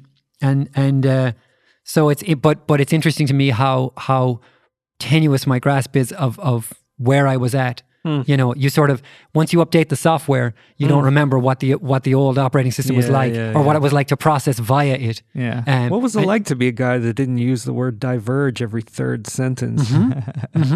Right? Yeah, exactly. Yeah. You forget quick. I think about that, the word legacy, and I think about Naval on his recent podcast with Tim Ferriss, where he even says, hey, to some of my friends that, they're just they keep trying to make so much money. Once your name is on the library of Harvard or somewhere, like, you've gone too far. It's like, that's not why is that the goal, to attain so much money that you get your name on a building? That's to tag it back to the that's where the resistance to the word legacy comes from to a lot of people. To the start of the show, it might have been like that dude who just started making jams that he liked and ended up with a smash. Sometimes for some guys, the library at Harvard is not what they were driving at. It's a sort of a parallel outcome. You know what I mean? There'll be a Gates Library at Harvard probably, but it's not what he's about primarily now. Yeah, he's not about furnishing his legacy. He's about the actual, the real outcomes. Yeah. You're talking about 1 in a million. Yeah. Oh, for sure. 1 in 10 million people. That's right. If we look at the proportion of people who are chasing that dream of that much money to be able to put their name on a building. Yeah. I was describing to my wife, I can't even say any about that sentence, but I was describing a level of wealth for someone in New York recently. And I was like, this chick was like bored of the Met. level wealthy, and it was like, oh, okay, I get it, and that kind of that level of sort of institutional ambition, so yeah, you're right. There's way more of those than there are people who accidentally get it. Yeah. Oh my God. But that word has always made me feel uncomfortable because of things like that. Like you're not anything unless you have that to point to, and thinking about legacy as a ripple effect and waves in an ocean. And the wave, I was like, we haven't talked about audio in a while. Thanks, Spider. Yeah, it's all audio. We didn't really talk about I want audio. my legacy to be like Sunset Chamber. Love the Sunset Chamber. Brickcasting. Yeah. That's what I want my Juicy. legacy to be. It's melodic. It's musical. Yeah, it's very musical. Yeah. Even at 2 seconds. It's not too long. Yeah. I'll be forgotten before long. But it'll be really sweet while I'm remembered. I started doing this thing the other day where I took that Valhalla Shimmer plugin. You know that? Yeah, it's like the Brian Eno. Like it can be really long and lush. It's a wild plugin. Doing it in the shortest zero feedback mode, the smallest size room possible in this dual harmonic mode, and it's a crazy doubler and widener effect. It's just random thought, just on space. But I was just trying, like, what else could you use to get some weird short space in this? Because Shimmer's you only see it on sessions for the really long, crazy 20-second. Mute automate, guys. Come on. But I used it so short, it's wild sounding. Anyway, just want to throw it out there for people to fuck around with. How did you come to try that? Like reverse mode. I use the same 5 or 6 plugins all the time. So you just try to see what they can do? I want to try something new. And I was like, oh, Shimmer. I only use you long. Let's use you short. I don't actually know. That's a purely divergent. Yeah. That's interesting. Yeah. It's like something you would never use that tool for. Oh, you recognize you have a move, you try the opposite. Try the opposite. Yeah. It's George Costanza. Oh, yeah. I mean, that's kind of the way I do it. So I'll do, when I brought up EQ and why do you EQ, I'll EQ to show myself another way, or to show myself a way to think about another way to do what I did with the EQ, right? So I'll be like, okay, I was right. 400 hertz needs to be reduced in this thing. Now I'm going to throw that EQ away. I'm going to do it differently. But I confirmed to my ear that is a problem area. So I'm going to do that to make sure that I was right, and I'm going to find a better way to do it than just taking that out. And so I do moves like that regularly. So that probably came from something along that line. I was like, that's cool. The H3000 works. I already know that micro pitch preset works for that thing. Let me try another way. And I look through the reverb plugins and oh, right, Shimmer. This is weird. I don't know. Yeah. So I'd imagine there was some sort of trajectory like that. But I do a move to to find another way to make the move a lot. It's fun for me. It's more of a game. It's lower stakes. Yeah. It doesn't have to be the right one every time. That's a cool strategy. Yeah. Before we finish, you should explain what loving kindness meta is. Oh, let's end on meta. Yeah. Good. That's a good place to end. Meta is the practice of loving kindness. I guess it's ancient Tibetan Buddhist practice, I think specifically. And I like to describe it this way.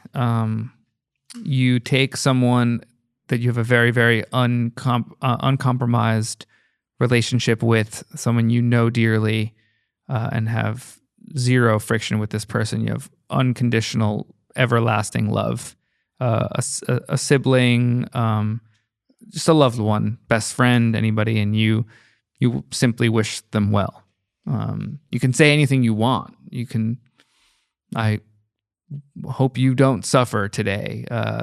I want if you know something specific is about to happen for them, you can pinpoint that as well. And then the next step, after you do that for however long you want to do it, I don't even know if there's time limits. I don't think there really is. You just do that for as long as you actually truly feel what you mean. Then you go to the next step up from that in difficulty, as you would take, and my example is the barista at the local coffee shop. I don't know these people personally a lot of the time. Before COVID, we were getting to know a lot of the local baristas, but that coffee shop closed. But I know these people where I know their name and I speak to them. And even if I don't know their name, I speak to them, right? So I'll sit in my meditation chair and I'll point that person out and be like, I wish you well. This it can be. I used the barista, but other examples. Your car mechanic, people that you have fringe relationships with that you frequent and know but don't quite know deeply. Then the third example of the practice is the hardest to do, and this is a compassion practice, right? This is an empathy and compassion practice at its roots. Is to find someone that you might not know, but they've caused harm. Could be harm to many others. I think one of the examples is Hitler, this is about to get controversial, but Hitler was once a boy, right? And so you think of Hitler as a boy before all things, and you can find compassion for that version of that person before, and you find love for criminals. You find love and understanding, and not the ability to take the need to hold them accountable for their actions, but to find compassion for them and where they were. So that's the three levels of the practice.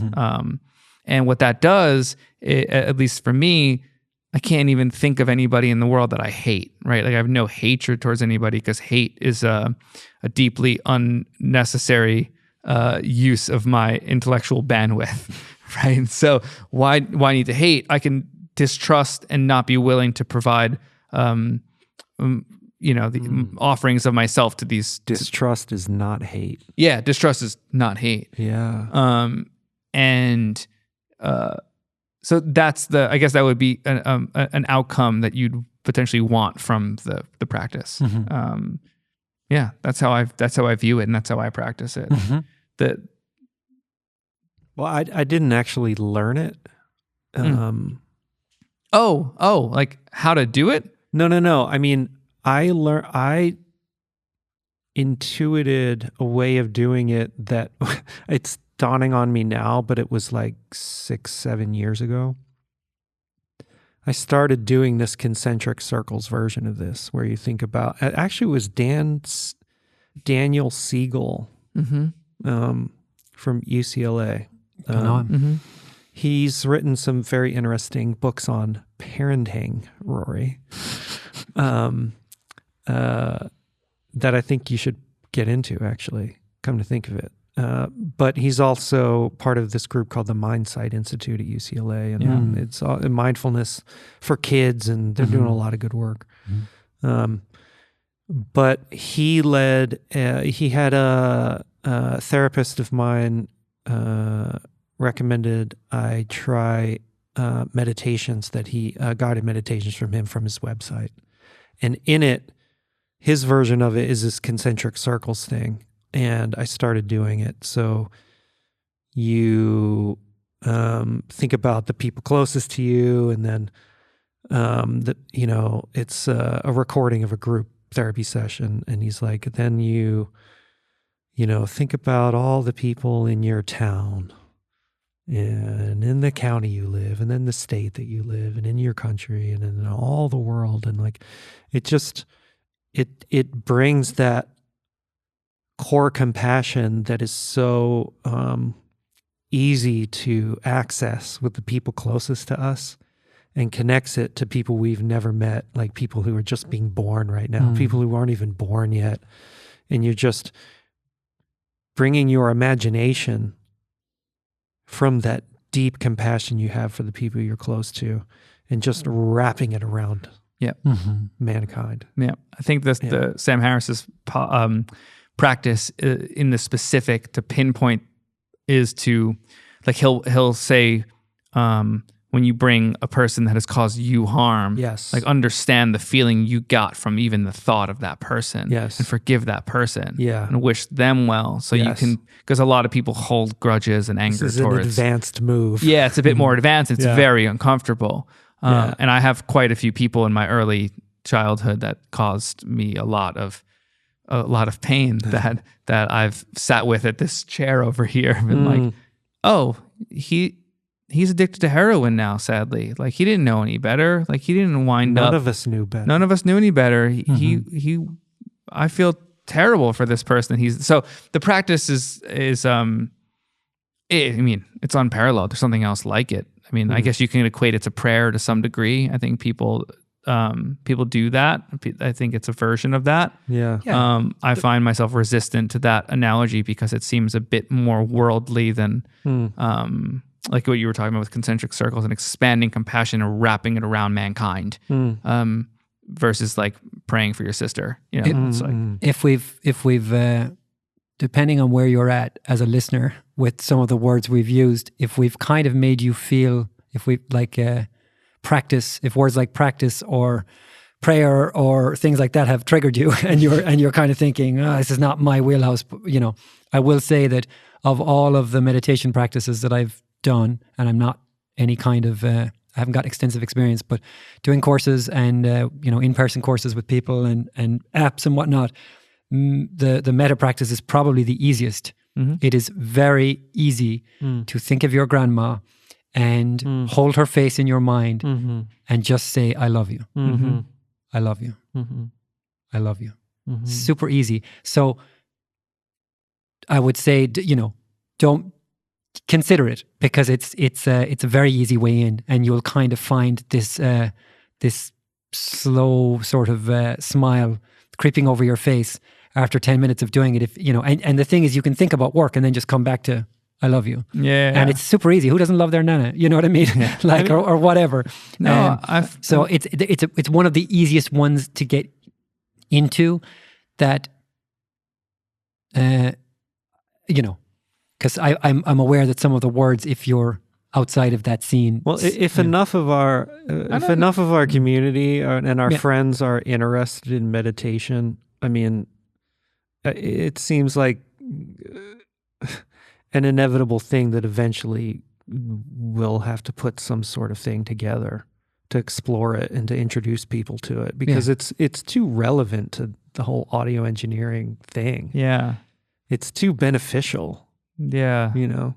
And there's so much to explore. When I'm not critiquing, your description of it was excellent of the levels and all that. So I'm not critiquing that at all or saying that you scared people off. I'm just thinking of 25-year-old me who would have been like, that sounds good. I should probably do that and save for retirement, but I'm not going to do either. I'm going to get high and mix this fucking record. You could do all of it. Yeah. And all I'm saying is that actually you could just, while you're sitting on the toilet today, just think of some, it can be that brief and quick.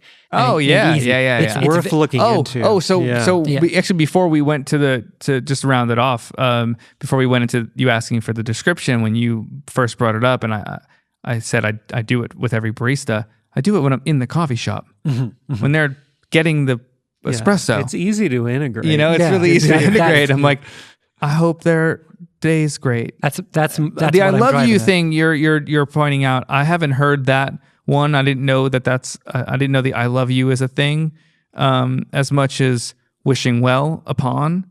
But that could be a niche Sam Harris thing. He's all about wishing well and wishing well-being upon versus the suffering of. So those are that's the language that he uses that I quite like, versus because that the suffering it can get complicated outside of Nana to say I love you. Yeah, that's where I'm getting like it's the I. What is I? Yeah, who's it? Is it complicated? What does that mean?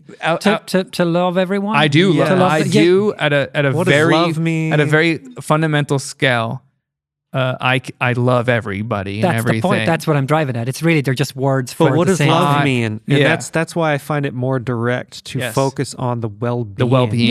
The state of mind of the I wish that this consciousness is experiencing a pleasant state of mind. You know what I mean? It's like direct thing that gets baggage out of the way and layers of meaning or whatever. Yes, good point. There's clarity in that. I equate the two things. It's just I think it now, and my face smiles if I think about the pleasure of others or the the comfort or the whatever. That's the whole thing with the community of wanting success for your peers. And we talk, I think as first episode we talk about we start off right away with the competition aspect, and I interject right away with talking about listening to New Music Friday. I get stoked that Dale's got 12 records on New Music Friday and I either only have one or none, and that's the meta practice. That's like that is the best thing that can happen to you on this day outside of every other aspect of your life, from your career. That is, and there's so much joy from it. So to sit and call it a practice. I mean, you practice everything that you want to succeed in long term, whether you're aware of it or not, because it's repetitious, right? So practice is repetitious. Do you have to sit down in a designated chair like I might have to call it a practice? Fuck no. Of course not. Yeah, that's it. Pick your seat, stand up, lay down, walk around, do a walking meditation. But the practice is still practice. So that word, if that turns you off, check where else it turns you off, because you're probably practicing something. Probably repeating Isn't that things. one of the themes of tonight is this relationship with words? I mean, Spider pointed out to me that certainly in the earlier podcast, I get hung up on words unnecessarily, and it disrupts the conversation. And then I was thinking about that recently because we were figuring out some copy for our first email, and Michael, jokingly but also factually accused me of diverging in the that was text not thread. jokingly. In the moment of convergence. But in the moment of convergence. But it's like in the moment of convergence. But you're looking for, where was I going with that? There was something I was trying to think of. The words that you were actually converging. Well, I was trying to. That was a separate point. But I thought it's gone. That's where you were going. Maybe. It doesn't matter. But anyway, the theme is changing our, sort of exploring our relationship to words and ideas that we, because the thing is, if you don't, you're going to be stuck where you're at in whatever. So it's key to lean into these things that make you, an electric fence makes me uncomfortable. So there's a good reason not to lean into that and just grab it. It's useless. But the idea of interrogating my discomfort with the word running a legacy. half marathon is uncomfortable to me. Yeah.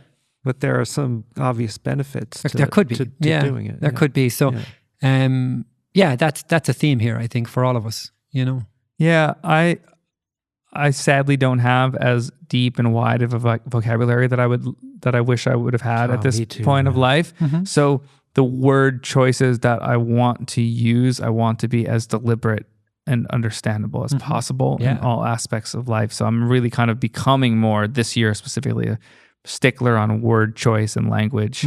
So with the minimal vocabulary that I do have, it is used correctly. And I'm sensitive to it not being used correctly. That's, you and I have that in common. Words, we hear a word and it makes us feel something. Yes. Like a snare sound makes us feel something. And Spider's like, it's just a word. What are you guys hung up on? We're both like, ugh, that's a fucking gross word. Yeah, it's like, gross. What are you talking about? But that here's word is, why, and let's work it out. But it's the interesting thing is to lean into. That's where I was headed. Is just how I have an emotional reaction, and that's how it ties into our text thread. Is that when the copy that we had for the first email had all the ideas and the words in it, but it didn't feel right. Right. It wasn't emotionally cohesive or coherent, or it was a patchwork. It was a patchwork of ideas that didn't hang together into one feeling of here's the message. Yeah. Here's the facts, but also here's the feeling we want you to get from the facts.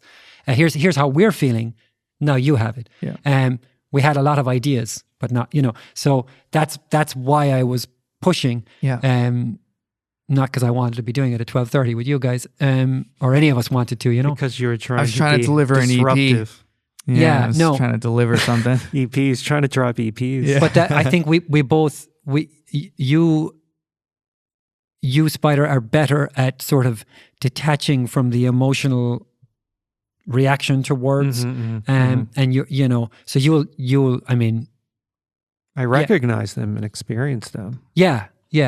John and I But both I'm skeptical. We're very similar I'm in like skeptical of them. Well, and if a word bugs me, I'm highly skeptical instantly. I mean, you and I lasted for 5 or 6 months on trying to never use the word potential. Yeah. And like really dive deep into what does that even mean? It became a meaningless concept for a while. Yeah. And we had to rediscover it. Yeah. Yeah. But that's part of it. That's what I mean. That's what I'm getting at, is teasing it all out. And for someone that has an elaborate vocabulary, well-studied it's easier to find that exact word, and I think it's with a smaller. That's why I follow these motherfuckers. Yeah, exactly. Yeah. And then I'll forget those words, and I'm like, that was good, and then I'll forget it because I have other things. And when we talk about, go ahead. Well, this is the part where I bring up our guy John McWhorter from Columbia, who linguist, such a monster. When he talks about, if anyone knows grammar, it's this guy. Like even his sort of banter is flexy. Yeah. You know, he's really a linguist, a real badass. But when he talks about flexy linguist, no, he is. I know. His banter is really sick. Sorry, continue. It's masterful. But when he listens to people, he's not a stickler. Because he's not focused on words and grammar, he's focused on meaning. And when you hear this guy who's so in command of the grammar and the words, with stunning specificity, and he is not hung up on these things. And he talks about, he's looking at. I mean, he came into some prominence because. Do you remember when Ebonics hit the scene as a term? Yeah. He was sort of there to say, actually, there is a dialect here. There are very sophisticated things going on in the way that African Americans are communicating that looks like bad English and bad grammar, but actually has very complex meaning. And so he was part of that whole debate and whatever. But when you hear him talk about meaning versus grammar and meaning versus words and that sort of thing, it's a very helpful sort of prompt to listen past the specific words people are using and to connect deeper to what it is that they mean to say. That's what I've been thinking this last week, is that I need to detach more from my emotional reaction to words, and I need to lean in more to my ability to emote with words. I am a feeler of words. I'm a feeler of the color of language, and so at the same time, to not inhibit myself in terms of taking in new ideas and new feelings, I need to sort of not be so reactionary. But I also need to own the fact that I'm good at you can deploy them. At emoting through words. Yeah. I'm not a poet by any means, but you've written a sentence or two. Yeah, but I want to lean into it. I think I would have been that it's a sort of an uncomfortable new sort of understanding of myself. That maybe this is something I need to. Maybe someday I'll be able to say I'm good at communicating emotions via words. You know what I mean? Yeah. But it's certainly, when I think about integration, like we talked about earlier in the thing, I have huge regrets about my lack of education. I have huge regrets about not having a college degree or a master's or a PhD.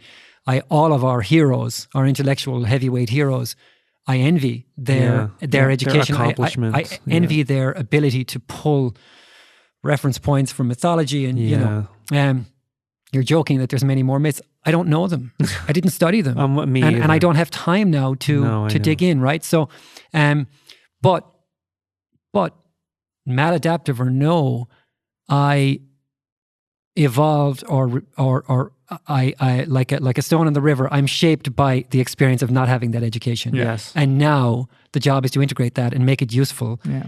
And well, maybe Eric Weinstein would point out that you're not encumbered by some formulaic there's a kind of a freedom to it. of your thinking or whatever. It's like there's a freedom that being from outside of the US affords me.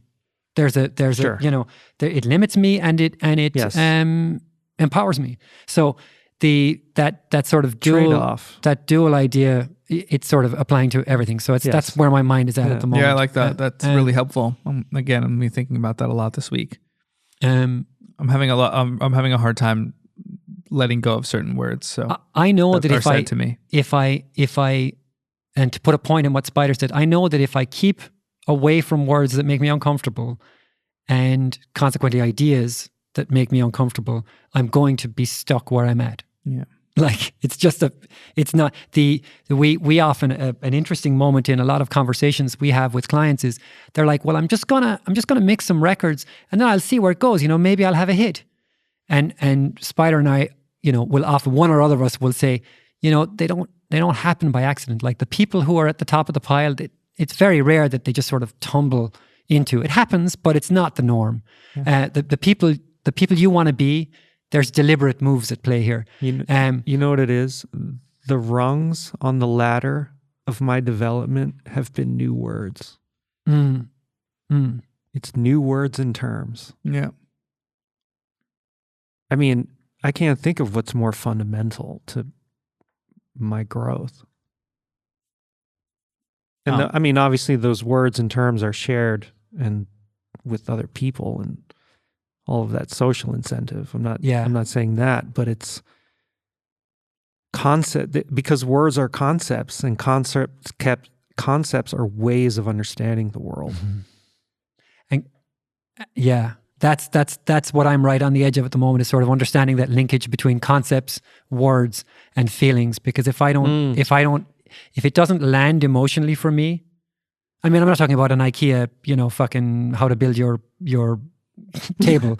That doesn't need to land emotionally, right? No. It's, the sketches are pretty good. But there are ideas that once they hook me in an emotional way are much more useful to me than when they're a set of facts that I can understand and nod to and say, yes, that makes a lot of sense, but it hasn't hit. Yeah. So I think one less lasting. Yeah. It's you talk about viruses and receptors and proteins and like how they fit into a receptor in our body. And it's like, for me, the receptors often are emotional. They're feelings. They're not just good facts.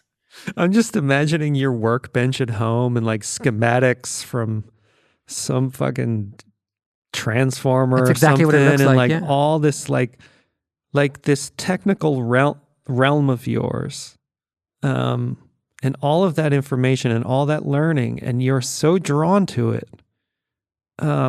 Where's the emotional hook? The emotional hook is when you open a VT7. No, the emotional hook is when I listen to a VT7. When I am playing a track and I engage the compressor, we've got our little insert box and hit it, and the feeling of it changes and the mood of the track is enhanced or compromised. Yeah, or diminished or whatever. There's a very real emotional impact to the thing. So the technical part of my brain engages with the science of it, as limited as my understanding is, the science of why things work the way they are. You describe it as a puzzle. Often. Yeah, it's often a puzzle, but it's meaningless if I don't have an emotional attachment to either the beauty of the sound or the beauty of the idea. It's why I enjoy listening to Lex so much, because I find that very much in common with him. Yeah. But I mean, he's His so much sense of more awe. articulate than I am about it. So it's kind of a little bit of a new horizon for me that's coming from showing up here with you guys over and over and sort of repeatedly getting beaten with the learning club, and just sort of leaning into these uncomfortable ideas, in corporate terms. Yeah, we talked some in the car the other day about why that would be, we'll save that for another night. Yeah. I was going to say that my sleep reminder just went off. Yeah. It's time. Oh, damn. Look at that. Yeah. This was fun. I miss Michael. Yeah, I do too. It looks like he's having a good time at least. Yeah, Colorado looked beautiful. Yeah, crazy. Really beautiful. I got to give him a call tomorrow. In terms of speaking to our audience, I think we should close on the fact that we're now, as we said at the top, we're out there. We're going to drop 4 more next week. We're live. It's hard to believe it's out there. We want to hear from you. We've heard from a lot of you. It's really been amazing. We want to hear stuff that you want to talk about, questions, ideas, books you want us to read, podcasts we need to hear. And we're working on a way that we can interact with you during the podcast. We're trying to figure out the logistics of these things. 2021. Some sustainable way to sort of, just be in better touch and be in better communication and Spider, get more out of this. Spider and I are both in our daily lives hitting our limits of how many conversations we can have. Yeah. You know, we're building these amazing relationships with clients, but it's just we're in 50 text threads a day, and it's just impossible to keep up. Yeah. And so we're trying to engineer systems around this podcast. But for now, hit us up. Because there are so many of you we'd love to be in touch with. Still, Yeah. and it's, you know, the like, subscribe, share stuff. It matters right now to getting this to other people, to our legacy. Our legacy depends on you. Yeah. You know, this is a community project. Yeah, of course, of course. So share it with someone and fucking let's extend that reverb time. Let's see if we can. If we can make it a hall instead of a. Can we get a shimmer? Can we get some shimmer? Some Valhalla? Can we get some shimmer? Oh my god! All right, dudes, this was great. Yeah. Cheers. Peace. Good night.